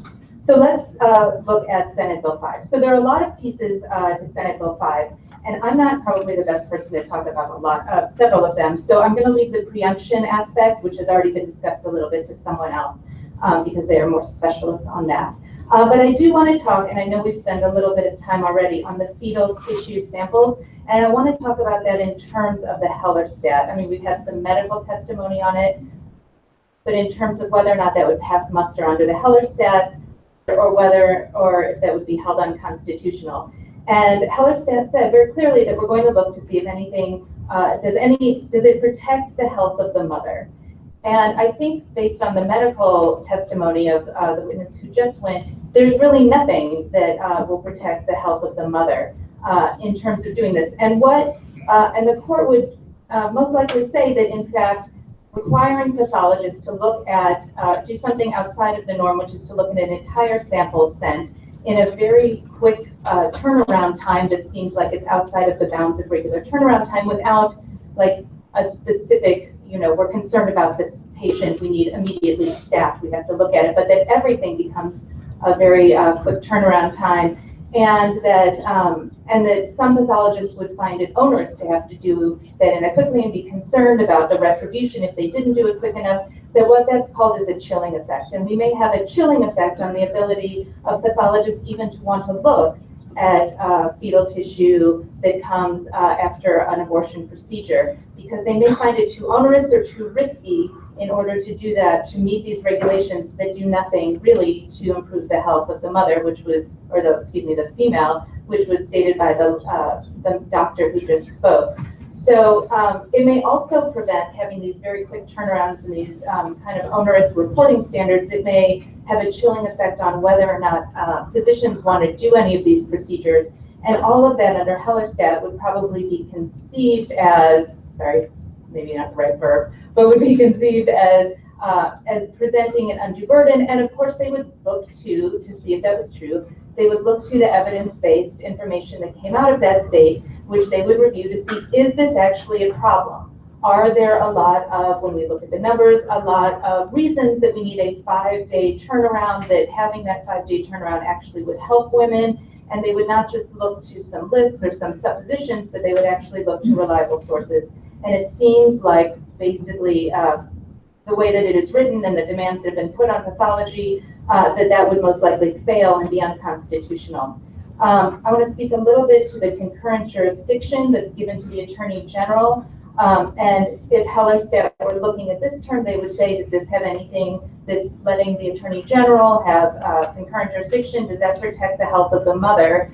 And I don't think that they would find that it would, and in fact, that's yet another chilling effect that it might have on people wanting to get involved, not with the prosecutor so much, but people getting, concerned that there's a political and a governmental arm that would now be looking into them that hasn't before. I mean, it seems like what we have now is a very clear system where prosecutors are in place with their local communities, taking care of what goes on in their local communities and making sure that the people who live in those communities are safe.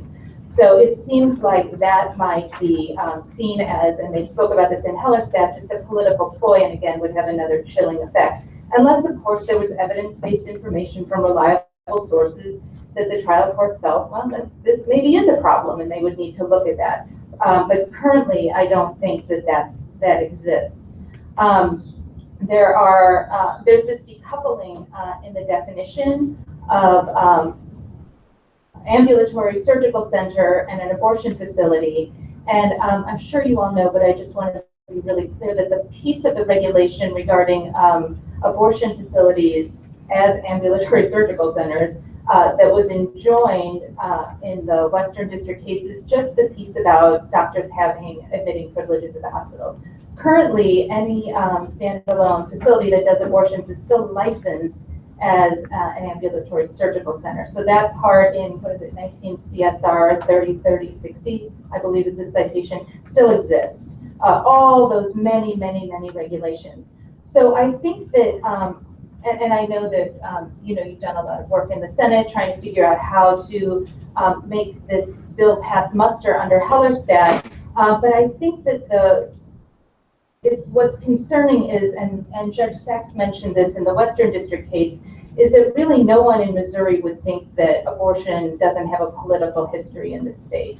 And I think that when we talk about something being burdensome and this decoupling, the idea that the Director of Health and Senior Services may regulate abortion facilities different than ambulatory surgical centers is certainly a possibility.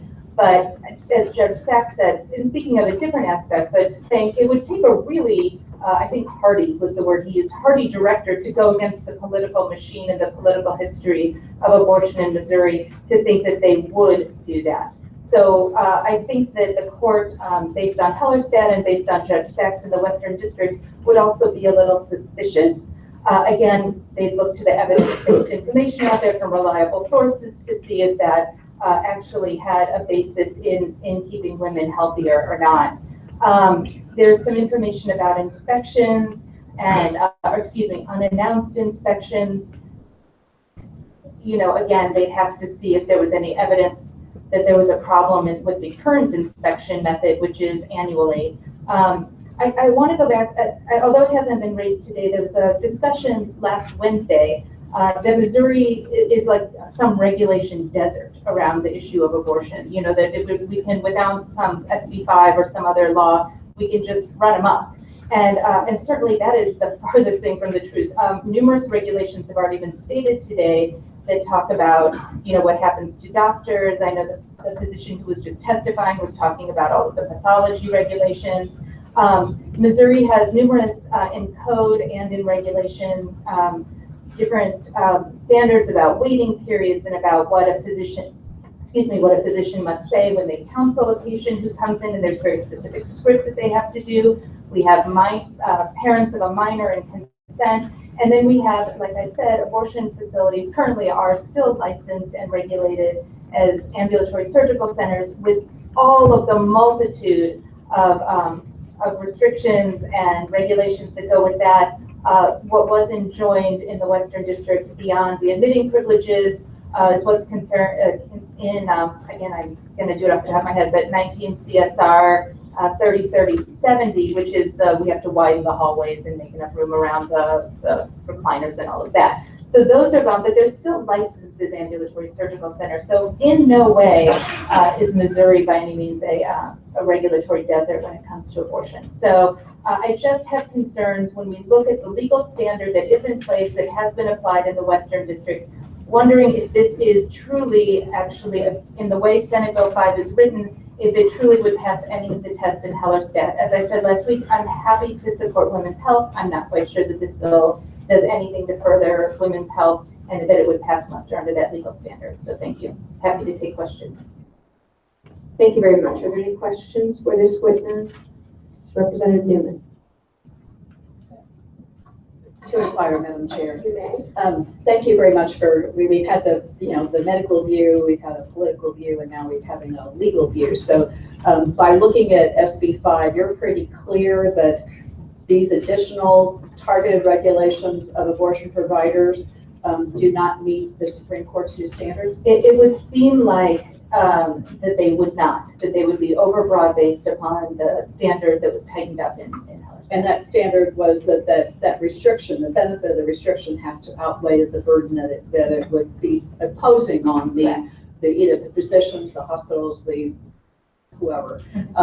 And what I think too is that we're kind of missing, even though we're wanting to insert abortion facility, that all of these regulations regarding an abortion procedure, and I think Dr. Ziegler pointed out there's numerous medical reasons to do a, quote, an abortion, that all of these regulations that would apply to every physician in the state of Missouri that performs a procedure.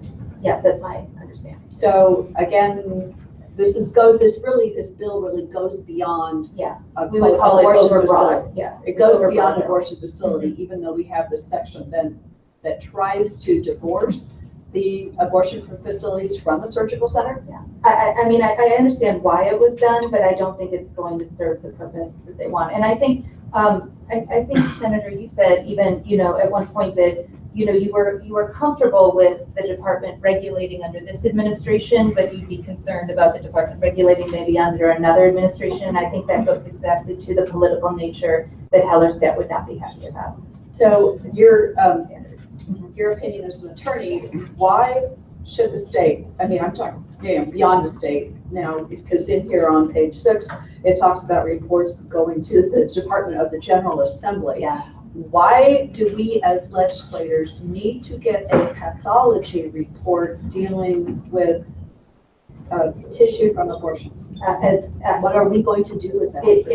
I mean, as an attorney, I have no idea. As a person, it strikes me as just political. And again, I think my colleague also pointed out, because actually in the bill, it talks about that the report should maintain confidentiality, and yet, she went through all of the medical information that is in that report.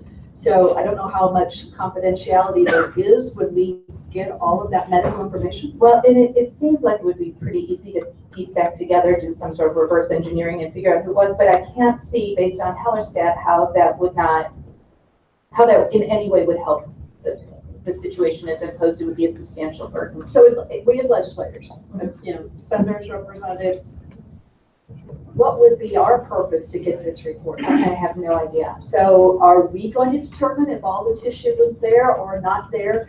What are we going to do with this? I don't know. Is this a way for the General Assembly to be tracking particular medical procedure? Yeah, I mean, it seems like it has a purpose outside completely of keeping women healthy. And the reason I can say that is because, like Dr. Ziegler said, you're not doing it for any other medical procedure that I know of that's in the state of Missouri. But I think she already clarified in terms of medically, she's already covered under other hospital regulations in terms of how she does her procedures and the oversight. So, and again, the senator mentioned, gallbladders. I mean, should we be getting gallbladder tissue reports? Should we be getting hysterectomy tissue reports? Should we be getting every type of medical procedure tissue report? And what would we do with that? It seems to me, unless there is, I can't fathom that that's why people elected our officials to go to the government and do that work. So it's not a medical review board. So we get this report and it says that the department, when they pass it along to us, that they shall maintain the confidentiality, but we're going to get all the rest of that stuff in there, which I don't know how confident that is. I don't know if you would like, or I would like to have my medical information in front of the legislature. It just really goes back to there's only one reason. Yeah, and I think it would fail. I mean, I think that that's the logical line of reasoning that would be brought out in the trial court, that will be brought out in the trial court if this provision stays in whatever passes. So, I mean, we've heard too that the reason, it's been stated that the reason that it's in this legislation is because there's this,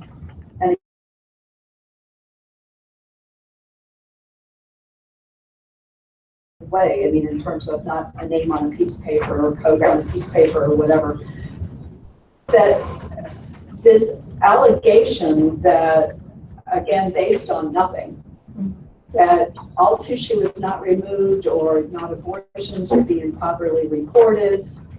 Again, how does us getting this data, how does it relate to that? Well, I mean, if this does go to court, I mean, you'll have witnesses who are experts come in and make the case for that evidence, and it's a pretty high standard. It's not just names on it. It's they would testify as to how this was collected and how it was maintained and what was looked at, and I can't fathom that there's any.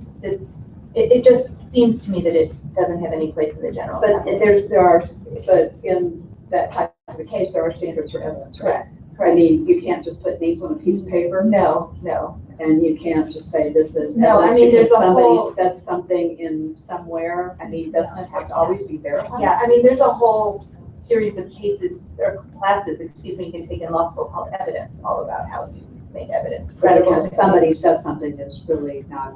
It just goes to the weight of their testimony, but it's certainly not considered expert evidence. So in your expert opinion, this law or one of these, regardless of what we happen to do,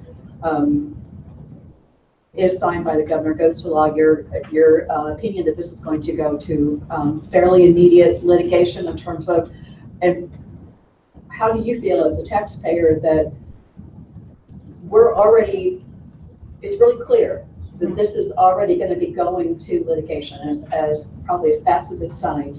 And then yet our Attorney General, even though we're giving him new jurisdiction in this for a specific crime, and yet he is going to be tasked with spending your taxpayer money to defend something that we already know.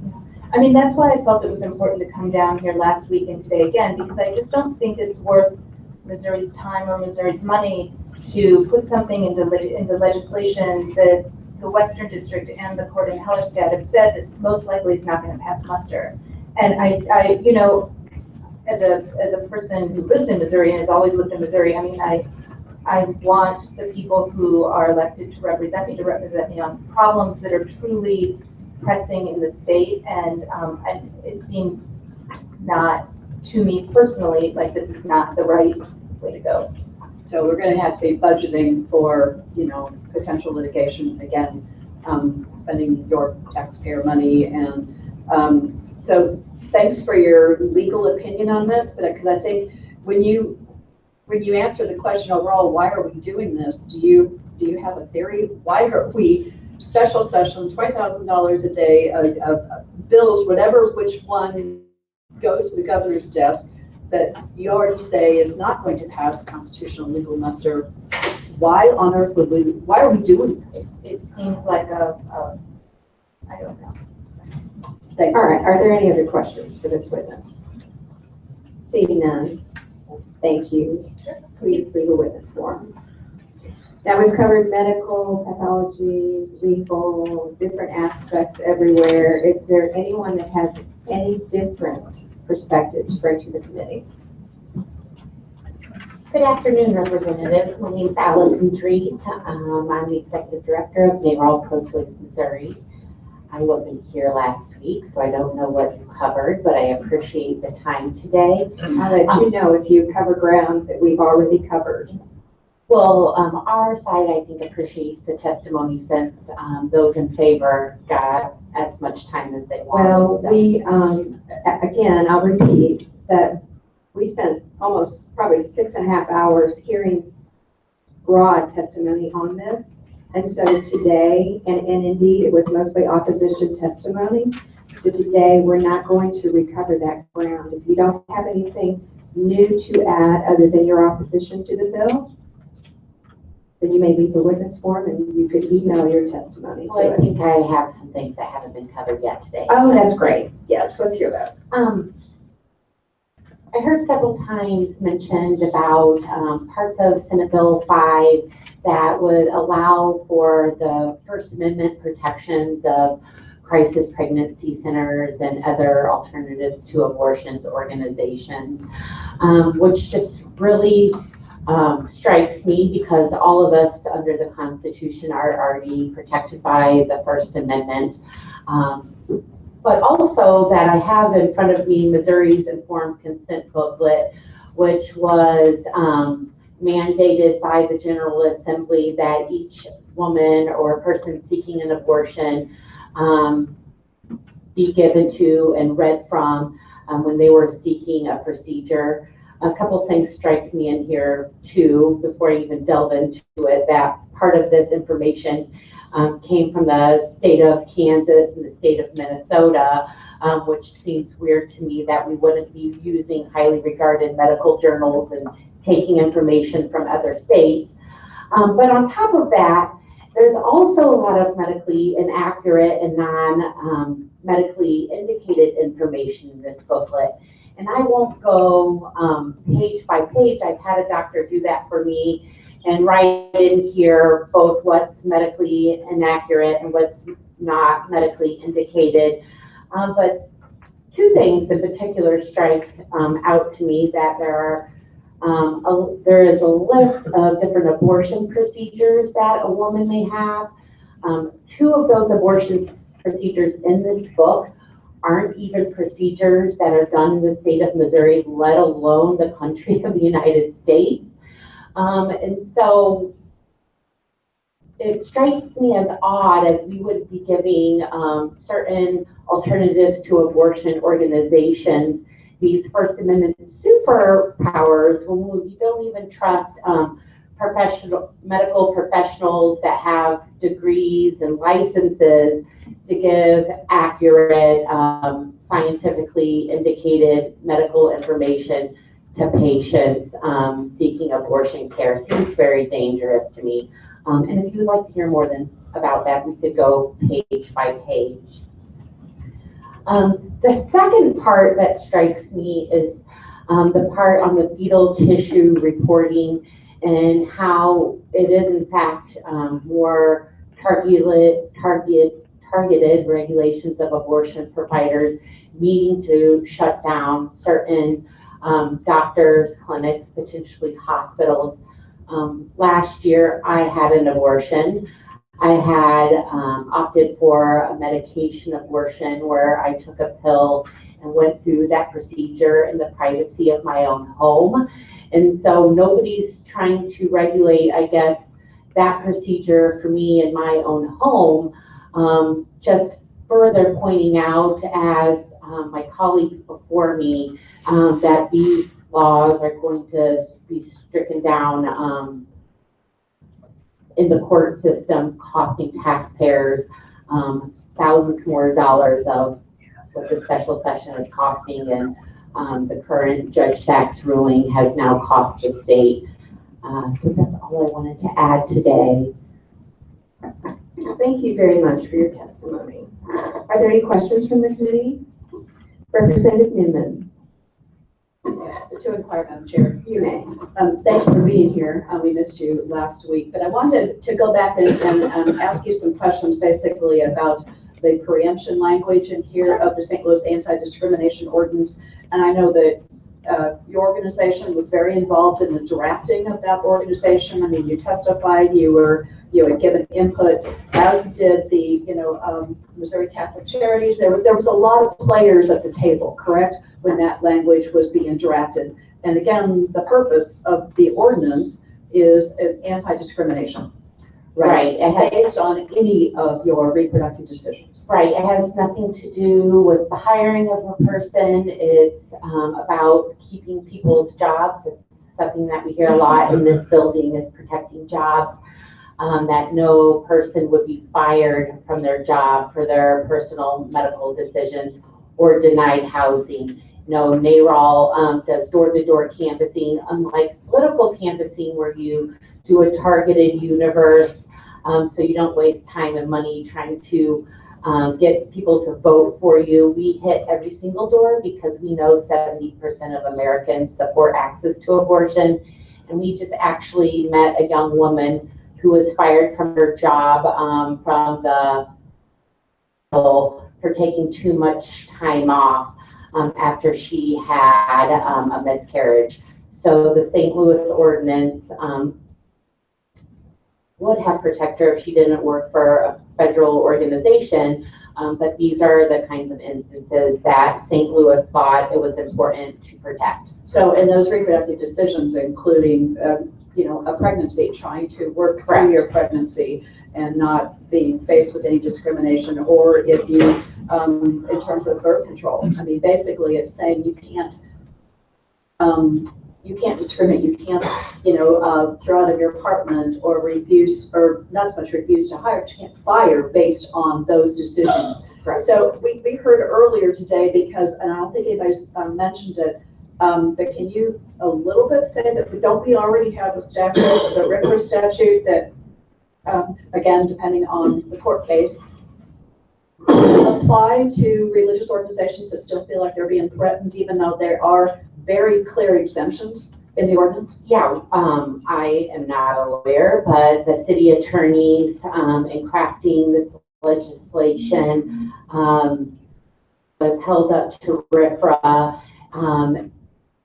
Ordinance in St. Louis started off with different language, and then the ordinance sponsor, St. Louis University, which is a Jesuit institution, and the St. Louis Archdiocese came to the table to carve out even more protections that were for other kinds of carve-outs for protected classes in St. Louis City, expanding that religious exemption. So during the process of crafting this ordinance, which again just applies to residents of St. Louis City, right? Right. Doesn't apply to anyone else in our state. If you don't live in the same Right. city of St. Louis, that it does, it's not going to affect you. Yeah. And again, we mentioned one representative in this committee lives in St. Louis City. then I live 2 inches from the city, but it Join us. It's a nice technically place it to live and doesn't. work. This wouldn't affect me. But we keep talking about RFRA, which is the Religious Freedom Restoration Act, which is already in Missouri statute, right? Correct. And so again, I just want to clarify for this committee that during the process of that ordinance being drafted, all of these concerns were already addressed. And there was, again, if you use the word negotiation, a lot of people at the table of different backgrounds in terms of religious views were trying to make sure that everyone was covered, right? So we heard earlier from another witness that even though there is litigation going on, there is already a case filed in I think it's federal court in St. Louis against that ordinance, that the state, we as legislators, should still come in and preempt. And has there been other situations where the legislature has decided that we know better? Well, just this year on the St. Louis minimum wage, I guess, that was a preemption that happened in this body where St. Louis raised its minimum wage, and the General Assembly thought that would be too detrimental to the state of Missouri and took away local governing powers. You know, I think it's really dangerous that the General Assembly is often wants local control when it comes to overreach of the federal government, but when local political subdivisions who know what's best for their constituents start to be preempted, it becomes very dangerous, I think. Well, and we've done that, and previously, several years ago, we preempted any kinds of open and carry ordinances that local communities, not just cities, but different. Plastic bags, I think, was one.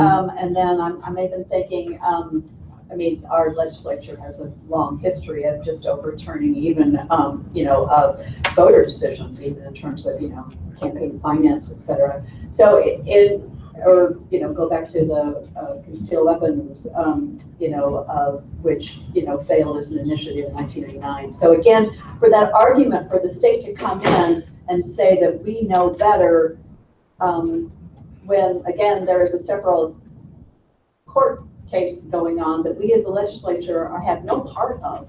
So in terms of now jumping into anti-discrimination, and in this bill even giving the Attorney General more jurisdiction to go after supposedly abortion crimes, isn't this very punitive in a way? What benefit is the state getting out of by saying that this ordinance is faulty, that we know better? I think it's very dangerous. City councils and local governments know the values of their community the best.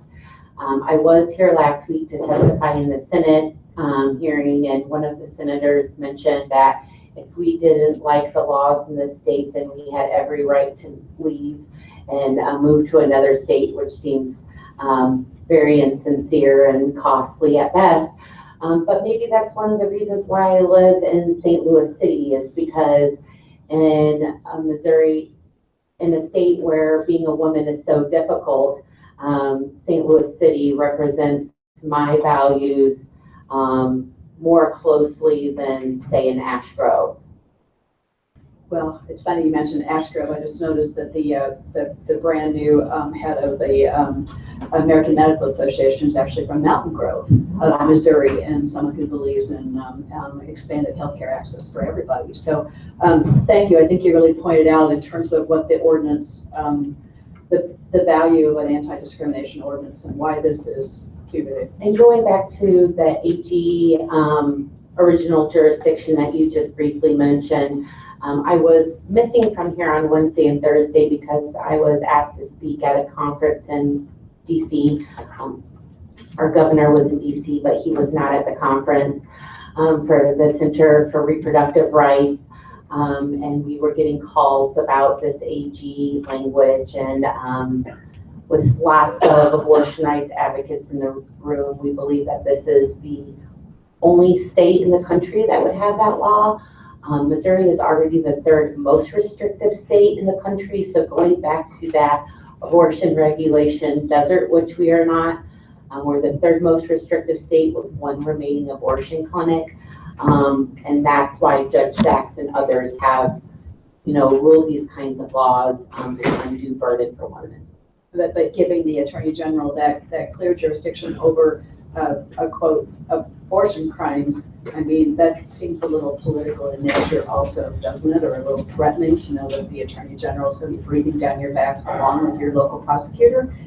Oh yeah, and we're hearing, if the right bill isn't passed during this abortion special session, that the governor is already saying he will use dark money to attack those of you who do not do his will. So, well, thank you. I think you pointed out that there's dangers, there's overreach by the legislature, and again, it is all pretty political in nature, not in terms of have anything in this bill we've yet to determine has anything to do with women's health and safety, even though that seems to be the standard line. So, thank you.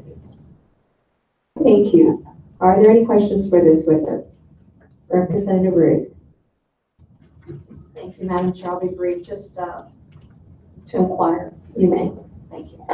So you brought up Board Bill 203, and I just want to clarify something with Board Bill 203 since you brought that up. In Board Bill 203, it defines, it uses the word person, but also defines it that it could also be a corporation or an association. Are you familiar with that?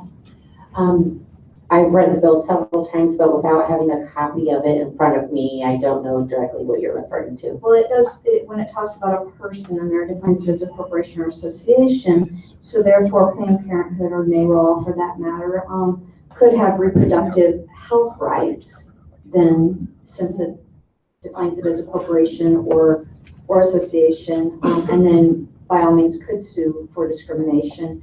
So if we had a pro-life landlord, for instance, that refused to rent to Planned Parenthood or to NARAL, then under Board Bill 203, that person could be sued for discrimination based on reproductive health decision.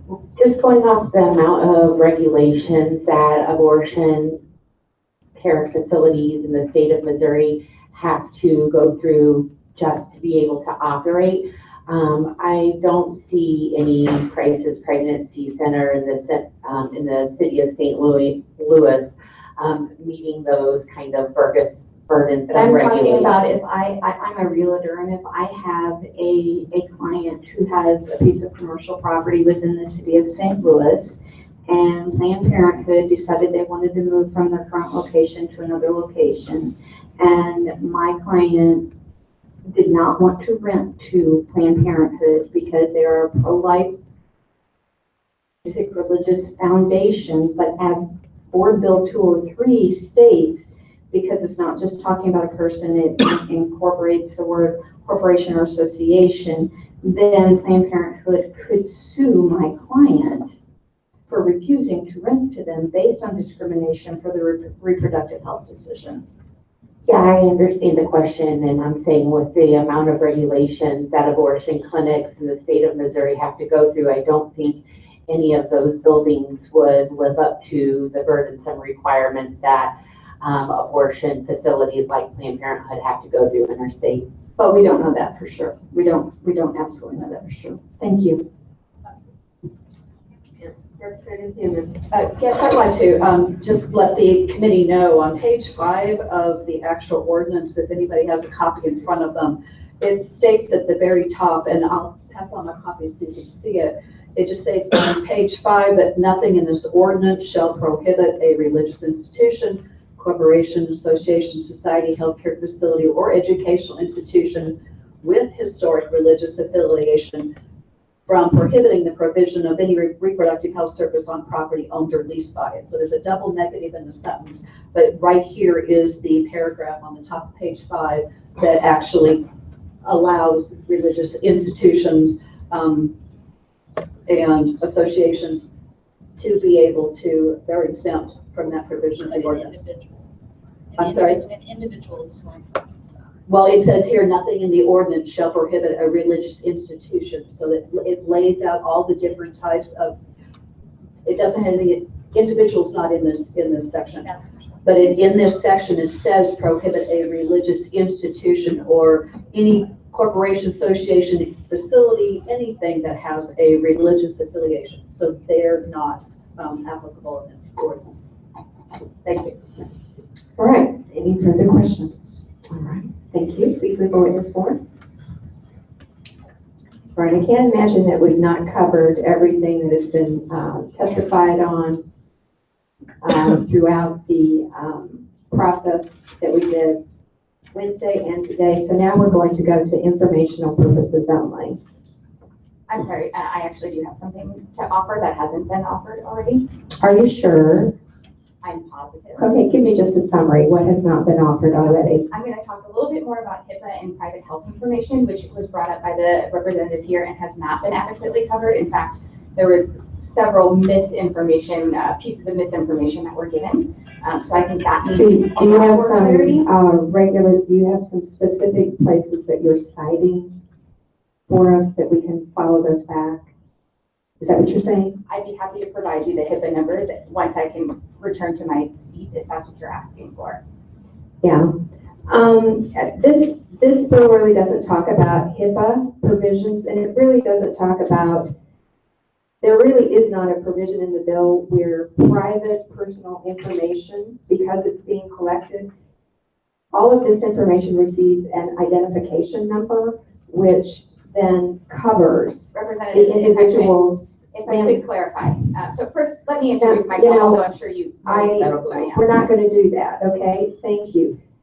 That context in which you speak in the bill does not speak about in the bill where the General Assembly receives the information. We're not going to be receiving any personal information. So thank you very much. We are going to informational purposes only. Okay. Is there anyone here that has informational purposes only? I would like to testify for informational purposes.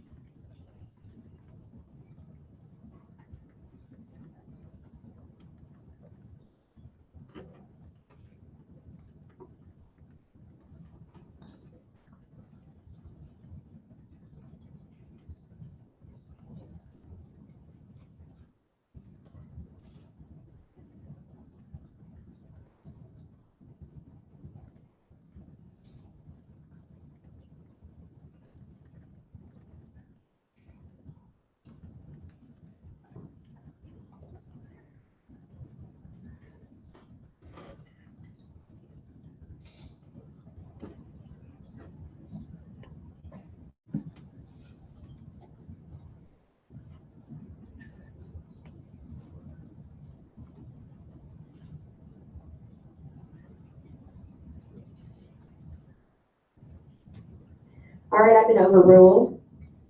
So we will hear your HIPAA information, please. Okay. Good morning, and I appreciate the time. My patients also appreciate the time as they had to be rescheduled in order for me to be here. So My name is Dr. Connie McNicholas. I'm an OBGYN in St. Louis. And to cut off one of the questions that will certainly be asked of me in just a few moments, I am not speaking on behalf of Washington University, although I am employed by them. So I want to speak specifically to this idea of confidentiality. And actually, although the abortion reporting form is not specified in this particular legislation, it is something that has tremendous impact to violate patient privacy. So there has been a number of things that were misstated here. The first of which is that a pathologist does not know the patient's name. In fact, the pathologist does know the patient's name, and it's important for them to know that to allow for open and free communication with the physician who is providing the care and the specimen in which they receive. The second piece of misinformation is that the name is the Let me only just stop piece. you right there and ask you. So our pathology labs, they are not subject to HIPAA? They most certainly are. Okay, thank you. The second piece of information was that somehow there seems to be a misconception that a patient's name is the only identifier that is considered private health information. And in fact, there's a list of 18 things that are considered private health information. The best sort of correlate I have is when we're publishing, for example, a case report. So that is very similar to what the abortion reporting form is. And there are 18 specific things that we cannot include in that piece of information when we publish that. It does include name. It also includes geographic location smaller than the state. So you cannot say where somebody lives, their city, their geocode, their zip code, their neighborhood. You can't include any piece of geographic information that's smaller than the size of their state. All dates, their birth date, the date of their service, the date of death, the date of surgery, any date excluding the year cannot be included as it is identified also as private health information. And the medical record is also included in that.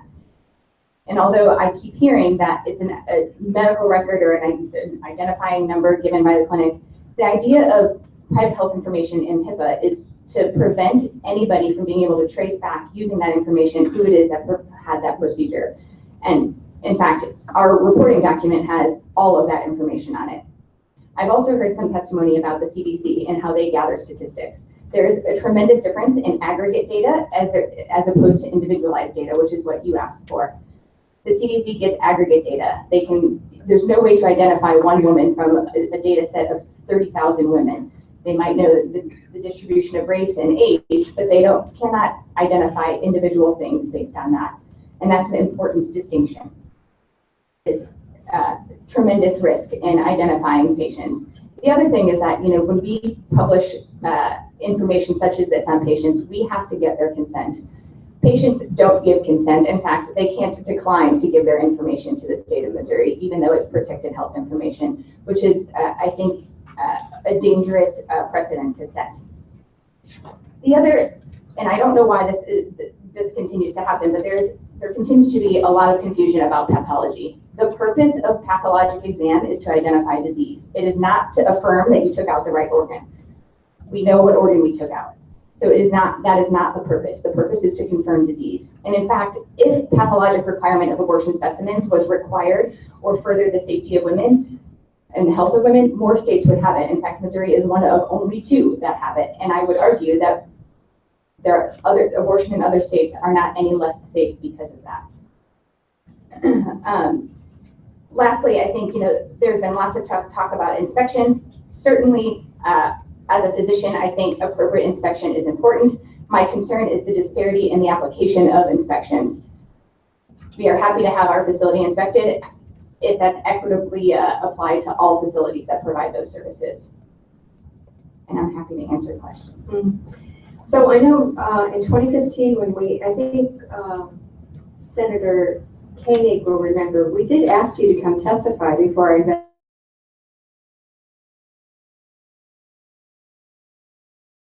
and your patients, they were well served then because you must have been taking care of them. I hope they were. All right. Are there questions for this witness? Representative Walker. I don't have a question, but I have a copy here for the committee. I'll see if we can't pass it around.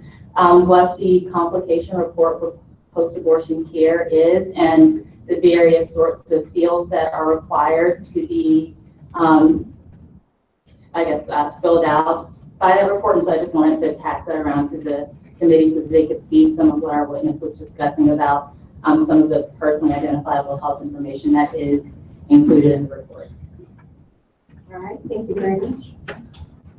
Other questions for this witness? All right, seeing none, thank you.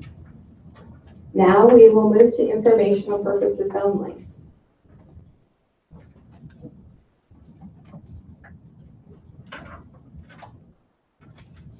Good afternoon. My name is Maggie Mead. I'm the Director of Policy and Organizing with Planned Parenthood Advocates in Missouri. We represent or advocate for the 2 Planned Parenthood affiliates, one of which is currently the only licensed entity providing abortion in the state right now. I had intended and was cut off last week as well to testify in opposition, given that so much of this legislation impacts the ability for those providers to operate under their existing ability to provide, as well as potentially expand services as they currently were trying to do. I do want to, as my form says, opposition. I will be glad to be very brief and then answer questions. I want to just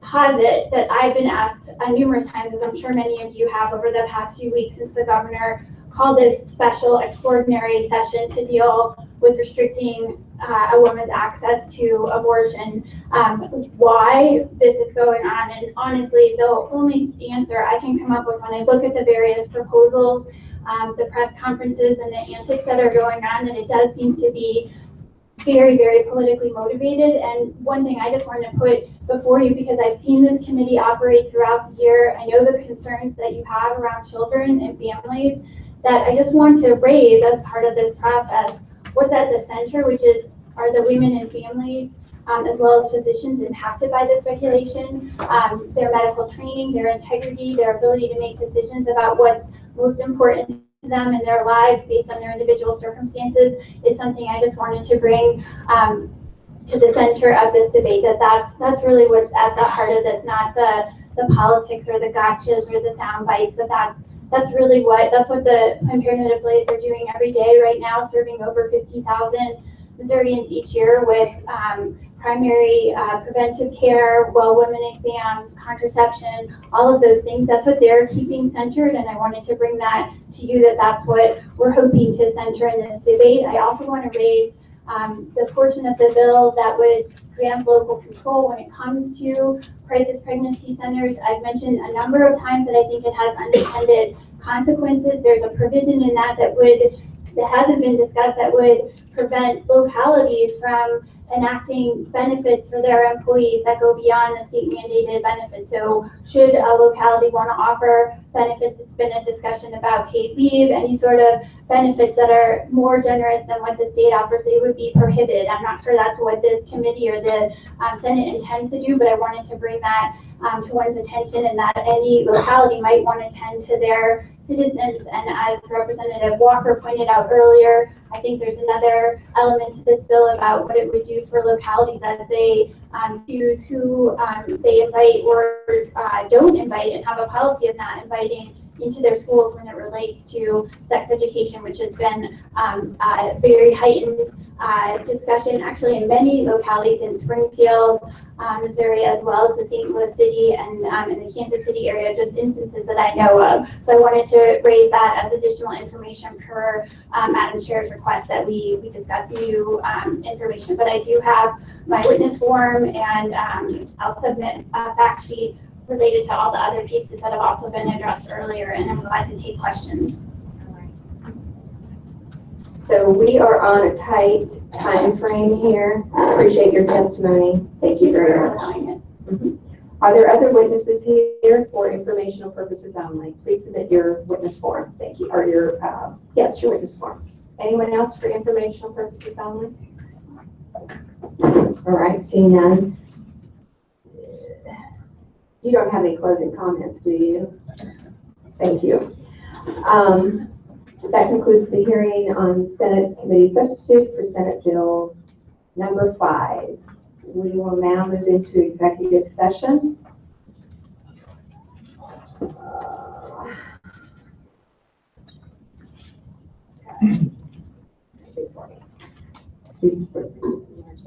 So I move that Senate Bill,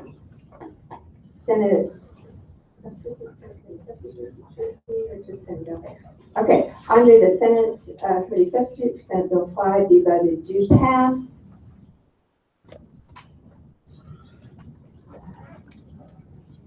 Okay. Senate Committee Substitute for Senate Bill 5. No, Senate Committee Substitute. Senate Substitute, so sorry. Senate Substitute for Senate Bill 5 be voted to pass. Is there any discussion? I have an amendment. It has been distributed.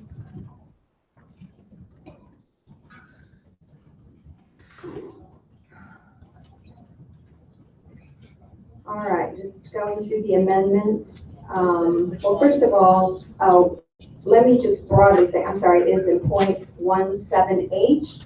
Basically what the amendment does is take the House bills that we heard, rolls them into Senate Bill 5, or Senate Substitute for Senate Bill 5.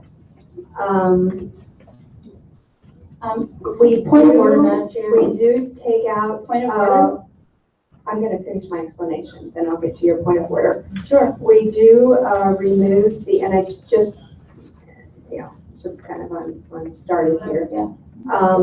What we do is we remove the emergency clause. From the language, we also added, we changed, let's see if I've got this right. We remove the emergency clause from it. And, oh, I know what we did. We also allow now, as a bill that I had always placed within mind, the ability for a miscarriage if there's an anomaly, if there is law enforcement issues, for that, if I can read it here. Nothing in this section shall prohibit the utilization or tissues resulting from an abortion for medical or scientific purposes. The cause is the cause of an anomaly, illness, death, or genetic conditions of the fetus, the paternity of the fetus, or for law enforcement purposes. So we add that in. We did not hear that in any of the 4 bills that we heard. Yes, ma'am. Well, I actually think that you just made a lot of my point for me. So this is ostensibly a Senate substitute that's being brought forward as an amendment. We have not had any real chance to go through and look at and or vet this bill, as you were just indicating you were having trouble finding the different sections of the bill or the amendment itself that you were trying to add in. And I think that for it to be dropped 2 hours or 2 minutes before we have to vote on it without having the opportunity to fully vet it is a violation of Rule 49. And I would ask that we have at least one legislative day or 24 hours in order to actually look through the bill. All right, and as I stated in the beginning, that we heard the 4 House bills which covered these areas, and I'll be happy to go through this. Yeah, and you also just section. stated that there was a specific provision in this bill that you just included that we did not hear. But we've heard that for 2 years in committee, and we've had that, we voted it out twice on the floor. So you certainly had an opportunity to hear it. Do you not think that this warrants a more close? So we'll take a little time here, and you may read through it. What about having the opportunity for testimony? We've heard the testimony on this matter. Except about the piece that you just mentioned. And if you've been in this committee for 2 years, you have heard the testimony. So I haven't. I'm new, and I want to make sure that I have the opportunity. You voted it out of the House. Well, what do we? And I'm not sure. I mean, we had the Senate substitute from Senate Bill 5 since last Thursday. So I'm curious I just don't understand why we're just now getting this. And I just don't feel comfortable voting on it one way or the other without having the opportunity to fully go through and vet it.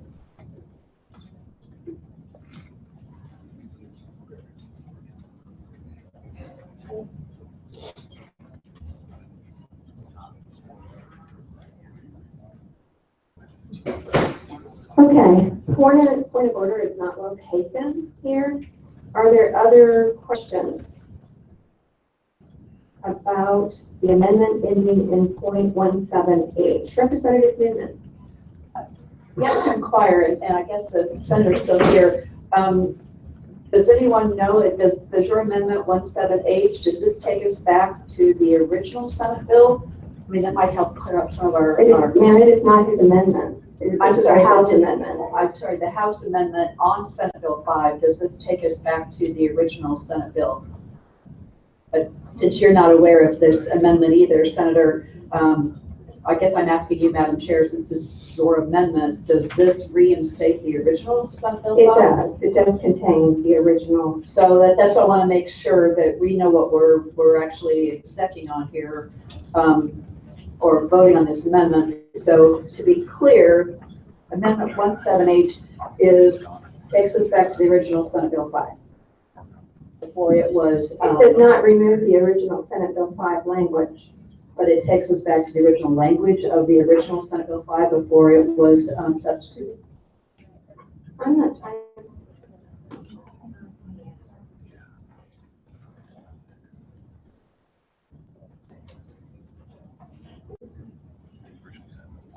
Representative Barnes wants to comment on the question. Not entirely, but close. Lady, page 8, lines 6 to 8 are that. Oh, where should go? It's on the very back page. That language is not in the originally filed Senate bill. This is what we talked about last week.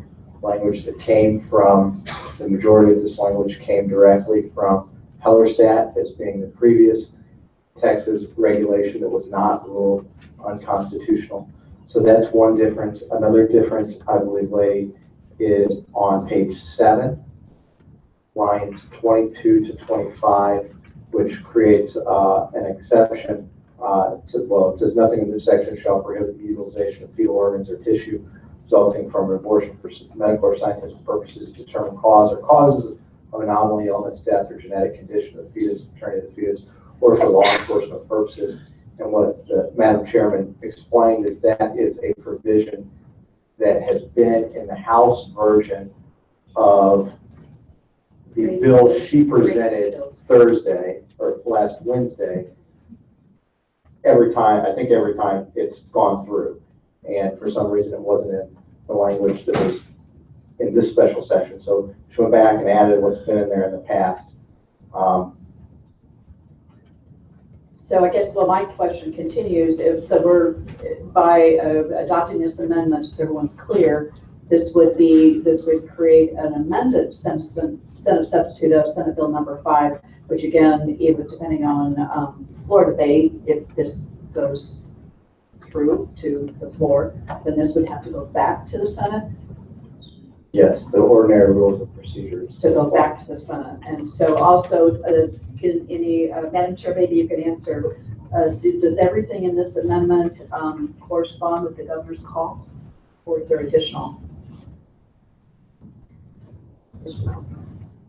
I believe that it does correspond with the governor's call. Although, just call in front of me line by line, I can't say paragraph 11 matches page 3. I believe so. Remember. I would bet that if you find something you don't think fits, you're not. Well, I'm just curious. I would think the amendment, drafter would know some of these answers, but in terms of. I think it does, and the reason is that the differences we outlined fit within the call and the original pretty Senate. Specific in terms of statute. So, ma'am, is your question, is there something additional beyond the governor's call in the bill? That's one question, and then I just wanted to see how much it mirrors the original Senate Bill 5. Okay, I think we answered that for you. Representative Walker. I guess we're just in discussion phase now, since my point of order was not well taken. The section about the Attorney General's concurrent jurisdiction and concurrent original jurisdiction, it looks like that language has returned back to the language that we heard in the House committee hearing last week, and then also in the Senate. And it was my understanding that there was some issue with the language. I'm not exactly sure kind of specifically what the different concerns were, but it seemed as though in the Senate substitute for Senate Bill 5 that we did receive, that we just had public testimony on today, it was addressed. And so I would just open it up to the committee to talk about the differences between the current proposed offered by your amendment and how that changes the Senate substitute for Senate Bill 5 and whether or not the concerns are addressed. Certainly. So in House Bill 6 was the language for the Attorney General, Representative Barnes. Sure, the Senate version has passed in the Senate substitute. The Senate version as it exists now, prior to this amendment being added, creates a right of first refusal for the local prosecutor. This amendment goes back to the original filed bill, which is concurrent jurisdiction, which does not create the right of first refusal. Is there a reason why we're going back to the language? It was my understanding that the negotiated language in the Senate was the preferred language. Well, it's the preferred language to negotiators in the Senate, not necessarily to members of the House. Sure, so could you explain to me why this is better? Sure, if you're going to have concurrent jurisdiction, it ought not be subject to right of first refusal, because right of first refusal defeats the purpose of concurrent jurisdiction. It's a position on hold regarding any attempt to give the Attorney General further concurrent jurisdiction over any crime. If we're actually going to do it, you can't give the local prosecutor the right of first refusal. Okay, and then just in terms of the Senate sponsor, it's here, and I think you have the standalone bill, and there were some concerns then about the language. Is it all right for me to direct the question? I just want to make sure that sure. This gets back to what your language was as well. I'm not looking at it. Sure. So it mirrors, I think, So I'm not sure what the question is. I just want to make this point that this is a Senate bill that is in the possession of the House. And so whether or not the senator agrees or likes what we may be doing to his bill, he can express that. I guess my question is more so if we were afforded the opportunity to inquire and to actually vet the bill. I remember I was on the Senate side and there was some discussion about some particular concerns with the language. And I just would like to know if that concern is addressed. I mean, just as a witness, perhaps.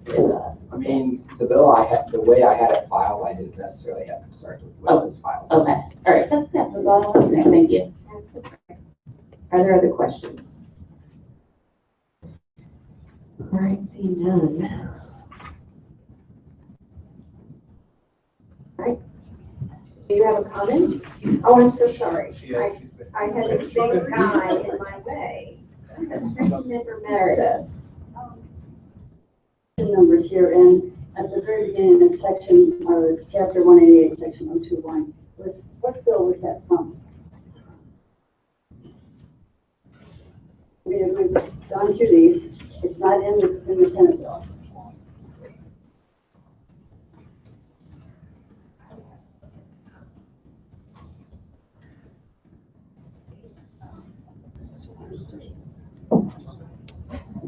Madam Chair, it's being added to the bill. I mean, Okay, so this is new language. This isn't one of the bills that we heard last week. It is, first of all, paragraph one,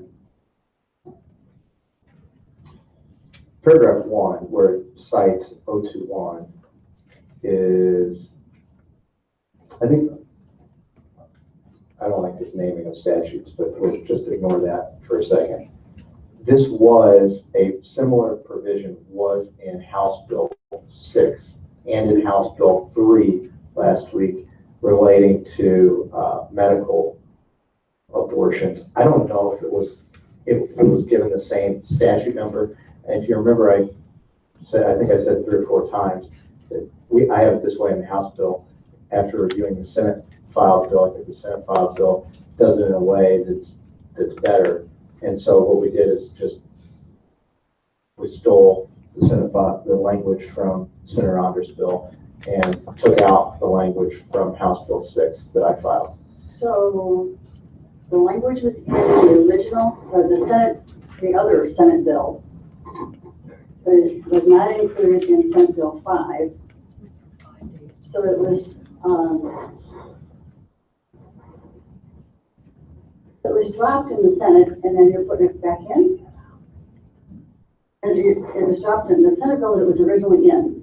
Not the bill that was Representative Meredith, Yeah. are you talking about the very first, right, the titling here, the women's health? No, she's on paragraph 3. The whole part about Article 46. Okay, so that was in House Bill 3. And in House Bill 6. And in House Bill 6. Okay. And it was in Senate Bill Onder, and was not added by the Senate on the Senate floor in Senate Bill 5. So maybe the Senate doesn't like that. Okay. Maybe not. Maybe not. Maybe they do. And the other part is section 027, just right below that on the first page. Would that be the same case? Yes. Okay. Yes. Okay. That's what I needed to know. I just wanted to know where they came from. Thank you. And Madam Chair, on the last page, page 7 of 8, number 5. I'm sorry, number 5. Yeah. Oh, page 7 of 8. Representative Barnes, may we have you here next to the chair for just a second? Thank you. Representative Meredith, please go ahead with your question. I just want to say thank you. Oh, you're welcome. I like that paragraph.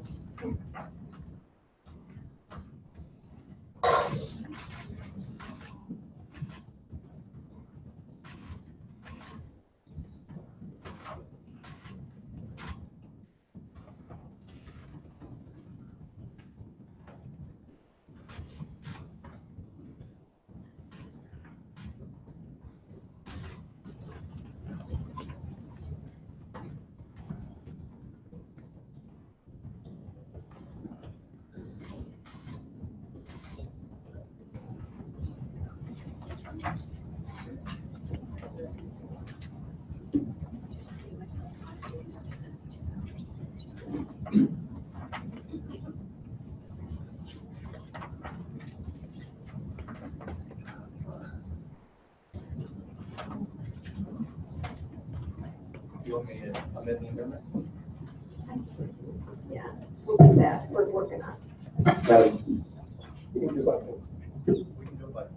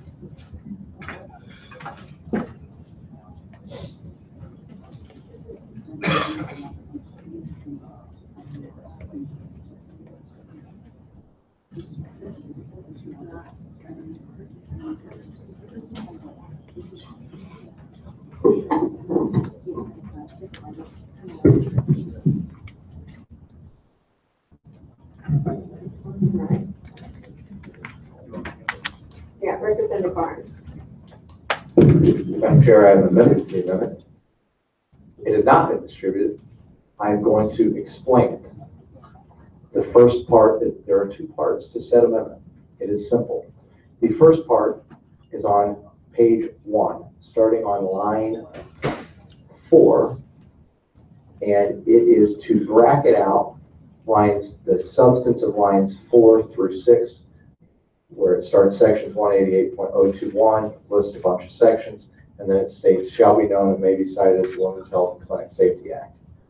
So open the brackets, the deletion brackets at the start of that naming paragraph, end the deletion bracket, the end of paragraph 1 there, and renumber the paragraphs remaining accordingly. That is part 1. Part 2 of the amendment will be on page 8 of the bill. And not page 8 of the bill, page 8 of the amendment. And what I propose to do here is to move this sentence from a new section 197.217 to make it a paragraph in section 197.225.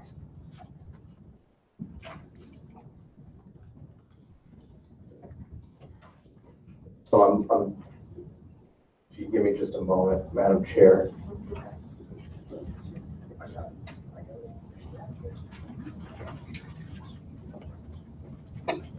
And what I would propose, Madam Chair, is that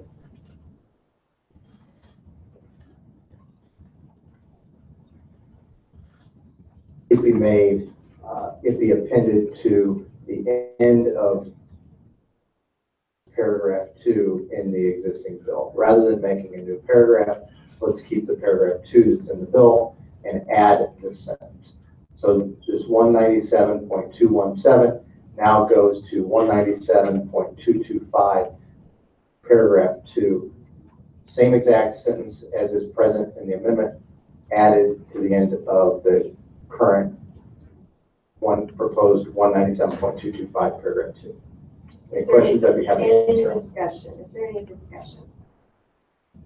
Would it be possible for us to actually see this as a draft before I vote on it? I think this is fairly common practice to amend amendments that are very simple. I enjoy all keep rubbing it. So do you have? That I'm a freshman, but do you have the Senate bill in front of you? I do. Okay. So the first thing you do is look at the amendment.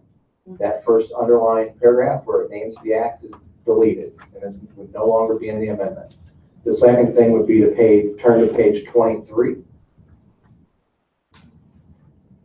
And we are going to add there at the end of line 20 on page 23, abortion facilities shall be required to maintain a written protocol for managing medical emergencies and transfer of patients requiring further emergency care to a hospital within a reasonable distance from the abortion facility. That language is on page 8 of the amendment. So is that a no?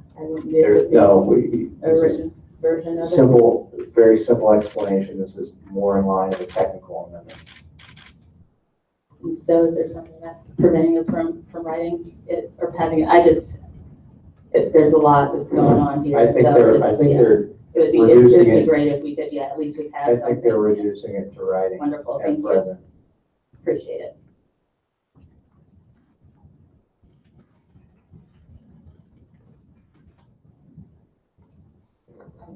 Excuse me, Madam Chair, I just wanted to clarify exactly what we're doing right now. We have a proposed amendment to the amendment. Okay, so the first amendment that we have is basically a committee sub, right? I mean, you're subbing some things into the Senate committee sub that we actually heard this morning. So normally we have one legislative day to actually go through a committee sub. So now we've disguised the amendment 17H as an amendment, and then now we have a technical amendment that's not drafted. So I feel like, again, we've had several days since our last committee hearing. Is there any reason we don't have all this in front of us or even time to?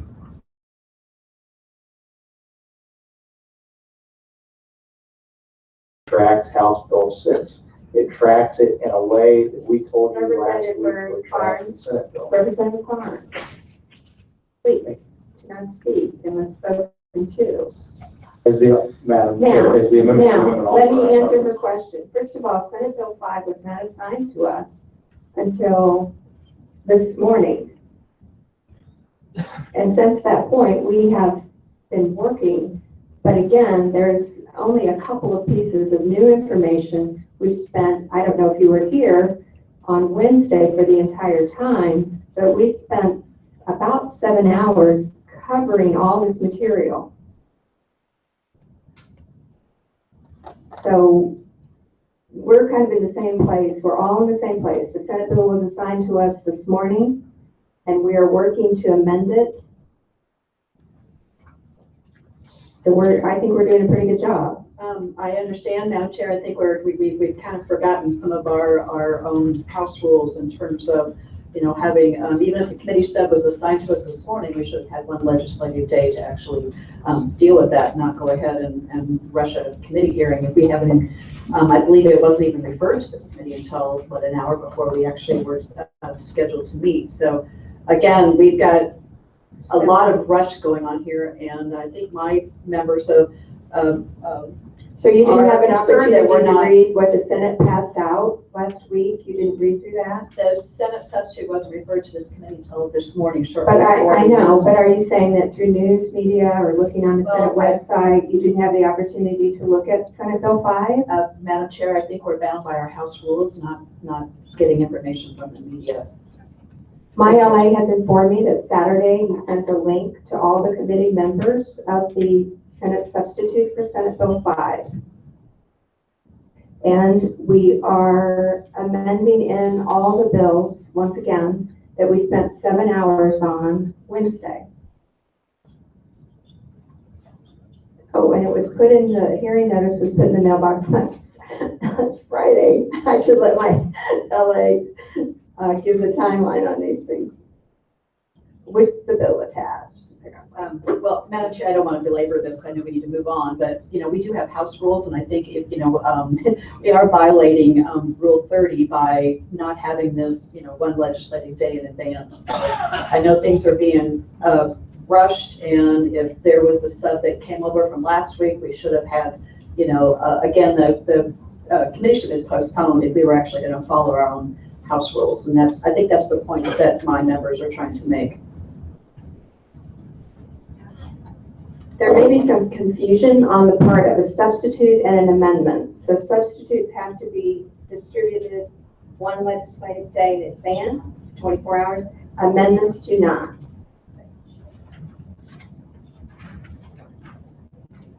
Okay. And you are correct that an amendment, even though eloquently delivered by Representative Barnes, does need to be reduced to writing. And we are doing that now. A little something in the freshman. It's indicated to me that we need to stand at ease for how much time do you think we need? Less than 5 minutes. Okay, 5 minutes. 5 minutes sharp. Right. Dana?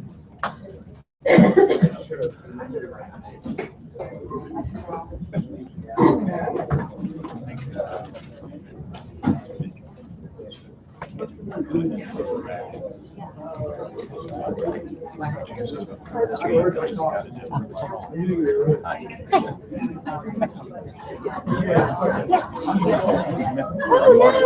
Nice to meet you in person.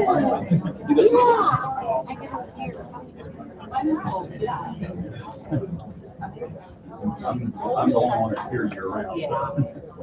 And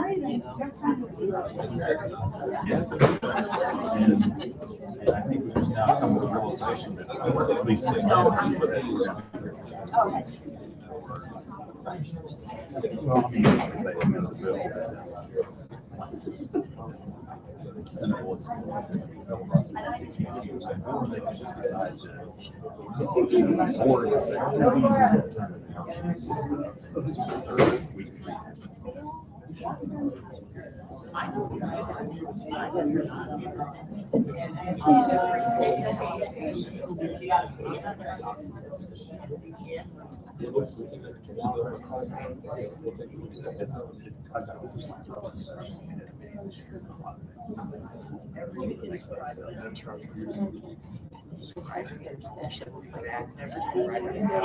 Like this in my 11-year, you tweeted that out. I retweeted it.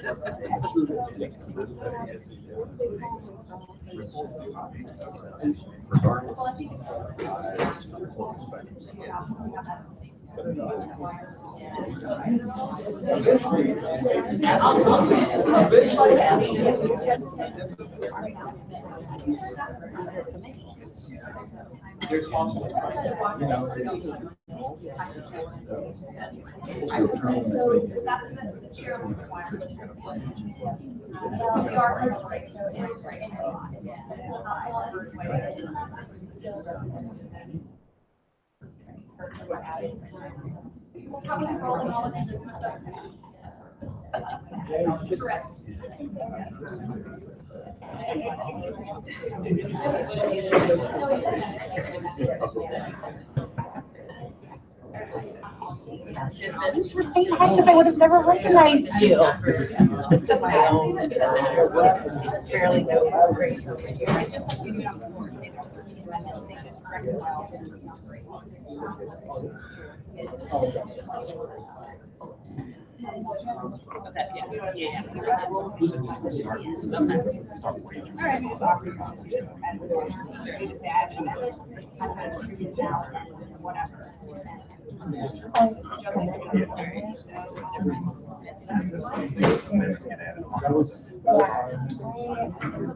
I wonder if they'll just take this is landed on the house at the. I'm also very loud.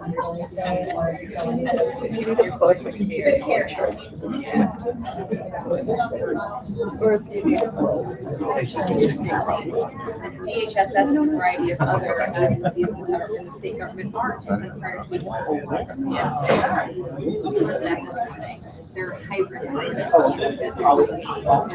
Electronic transactions. It's weird though because they're not really one thing or the other, and they exempt out a bunch of things. Will probably be very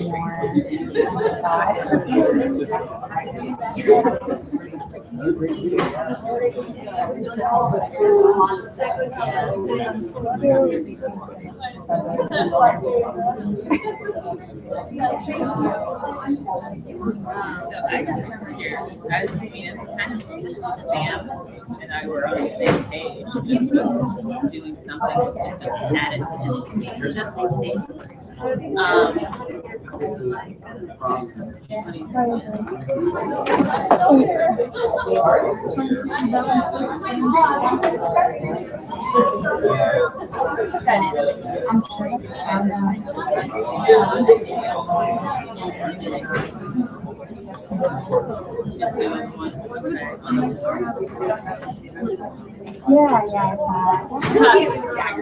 Let's not make this any more complicated than it already is. It's enough. We don't think it's enough. Okay. I mean, I didn't want to do something that was, chicken is so huge that it's so should we make them?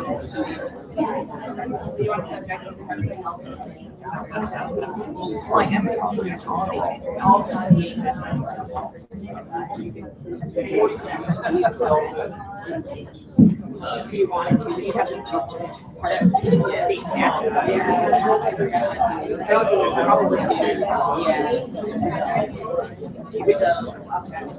I mean, and then the other thing that Sam brought up was this, the being a flag page misdemeanor, maybe changing it. But interference with medical, that's not. No, under 198, well, 188 has a class A misdemeanor for Oh, okay. as related to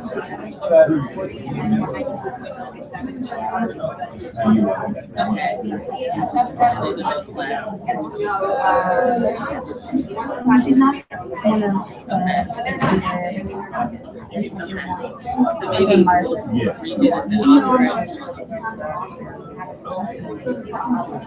Yeah, and then combine, yeah, okay. I mean, I think it was about doing it, and also thinking about this. And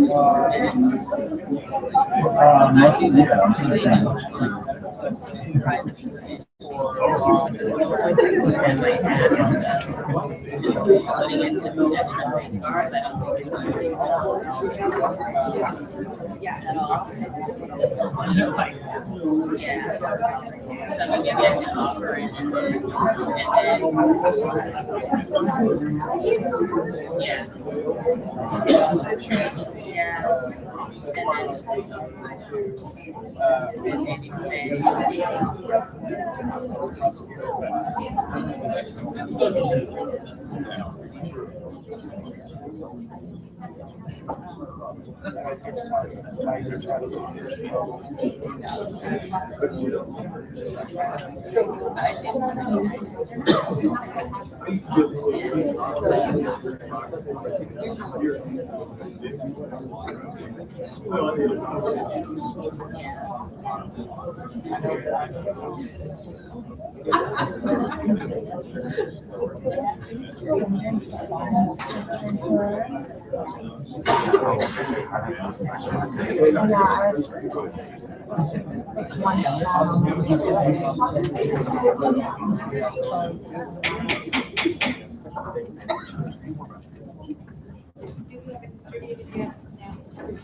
We're still waiting on the written amendment. I just need to give notice to you. It should be out here shortly, but you can gather back around and bear with us.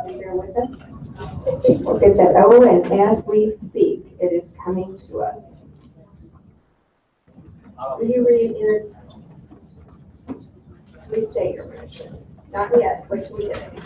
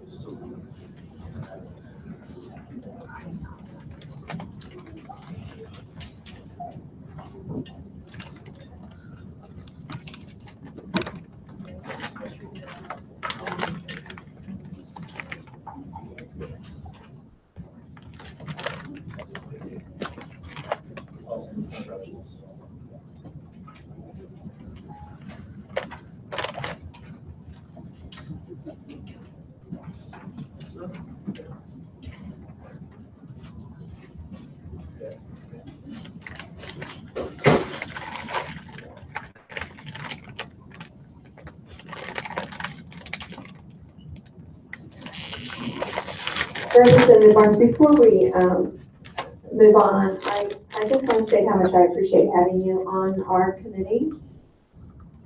Sometimes I feel like I've paused and you've continued to roll on, and I come back and have to pause you, stop you. But it's been very good to have you here. Representative Kelly served on our committee as well, and Representative Justice was enjoying himself. Let's just say. I guess that's a bad word to go on vacation now. I don't know. I'm so sorry. But fortunately, we had a good. For my wife, and I chose my wife. You chose your wife, and I think the governor would direct you to do so. Okay, okay. Uh, So, Representative Barnes, would you restate your motion? If you're satisfied with your amendment. Are you satisfied? No? I think we need, Further? I think we need 2 lines added. Okay, we can do it.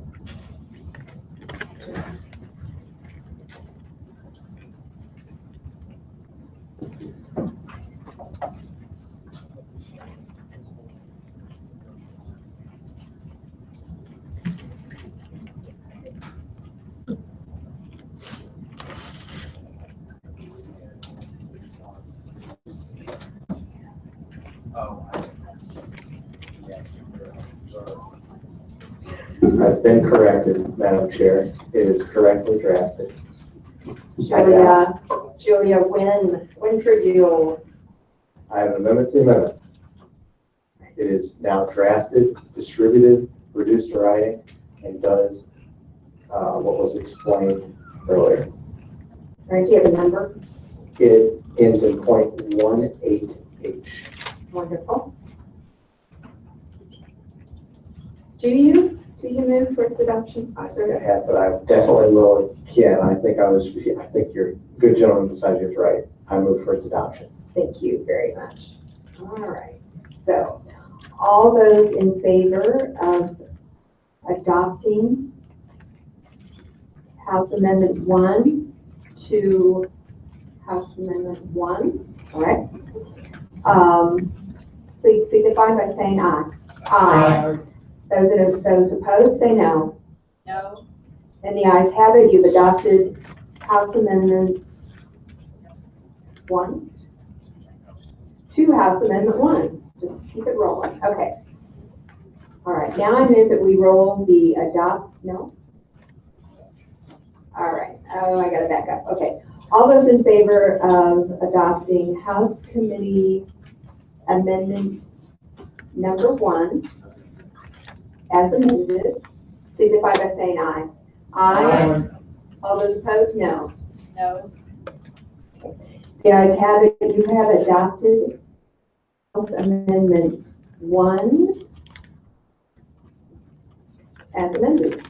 Okay. I now move that we roll the adopted amendment into a House Committee substitute. Is there any discussion?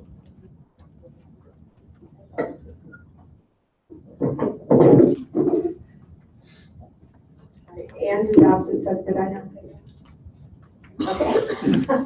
Wait, let me get it right.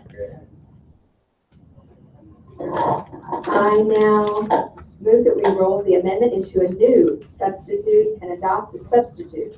All those in favor signify, nope. Do I want discussion or?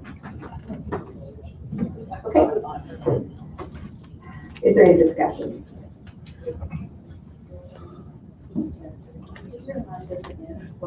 What we're doing? Motion, yes. Okay. So we've taken Representative Barnes' amendment that took out and moved. And then we are taking the amendment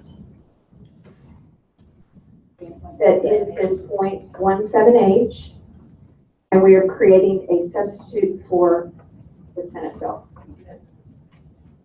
Okay.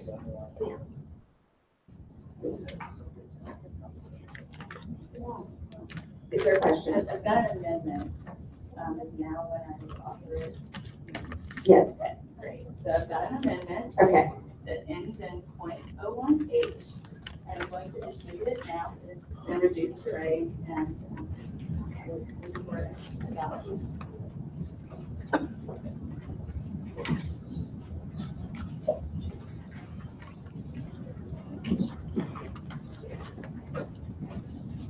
Okay. Okay.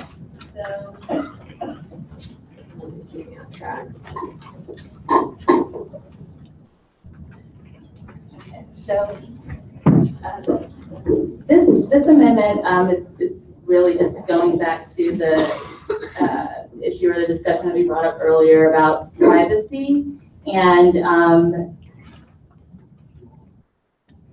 codifying some more definitive, perhaps enhanced penalties for the potential of the disclosure of personally identifiable health information. As I think Mr. Lee discussed that, we could bring it up here or perhaps bring it up on the floor, but this would just say that an individual that releases the report shall be guilty of an infraction and assessed a fine of up to $1,000. There's not any sort of criminal penalty that's associated with it. It's more of a civil penalty. One of the things that I think that we have to remember with HIPAA is that the OCR, the federal agency that is responsible for enforcing HIPAA, doesn't actually have any sort of private causes of action or private rights of action for violations of HIPAA. And so this is just something that gives a little bit more teeth to the possible disclosure of that personally identifiable health information. And I will be happy to answer any questions. Are there questions, Representative Barnes? To speak on the amendment, You may. I think that the lady has identified a section of the underlying bill that needs a little drafting work, and that's page 6, lines 36 to 37, which relates to whether reports can contain personal patient information. States specifically that they cannot. The reason I think it needs drafting work, and I think part of that is evidenced by her amendment. I understand her intent, but I don't think we've got some issues. The first is the bill, as it's currently drafted, speaks to personal patient information. And the lady's amendment speaks to personally identifiable health information. So two different terms. We need to match up the language. That's number one. Number two, the lady prescribes a penalty of $1,000. I don't think that's sufficient. I also don't know that we need to put it in statute. There are causes of action for the purposeful or negligent disclosure of confidential medical information. Even though there's not a cause of action under HIPAA, there are several private causes of action for that type of activity in the state of Missouri. And so I agree with the lady's intent. I just don't think it's drafted right to go on the bill right now. And I pledge to work with the lady to figure out a way to make the intent more clear. I'll take that.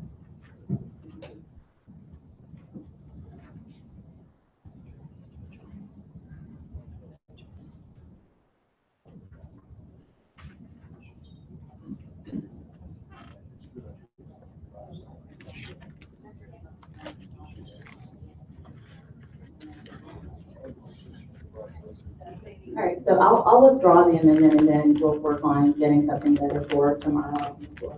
All right, thank you.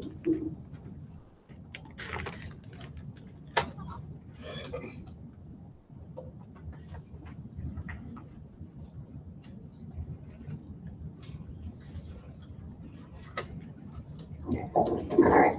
I move that we roll the amendment into a new substitute and we adopt the substitute. All those in favor signify by saying aye. Aye. All those opposed say no.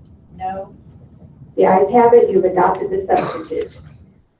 House Committee substitute for Senate substitute for Senate Bill 5 be voted to pass. Is there any discussion? All right, please call the roll. Chairman Franklin. Aye. Vice Chairman Neely. Aye. Representative Meredith. No. Representative Barnes. Representative Barnes. Aye. Representative Cookson. Aye. Representative Justice. Aye. Representative Moon.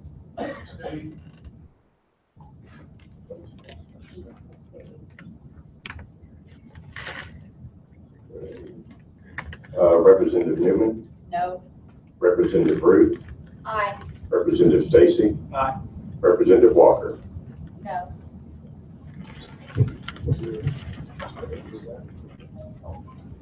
Representative Moon.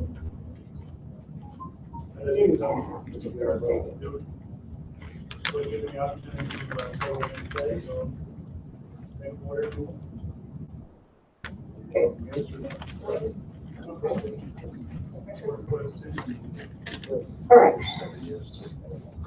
Okay, by your vote of 7 ayes, 3 noes, and 1 present, you have voted House Committee Substitute for Senate Bill 5 do pass. Committee members, we move out of executive session. Thank you very much. Witnesses, wherever you may be on this bill, thank you for your time and your patience. And we're done. We're adjourned. They want to gavel. We're adjourned. Thank you.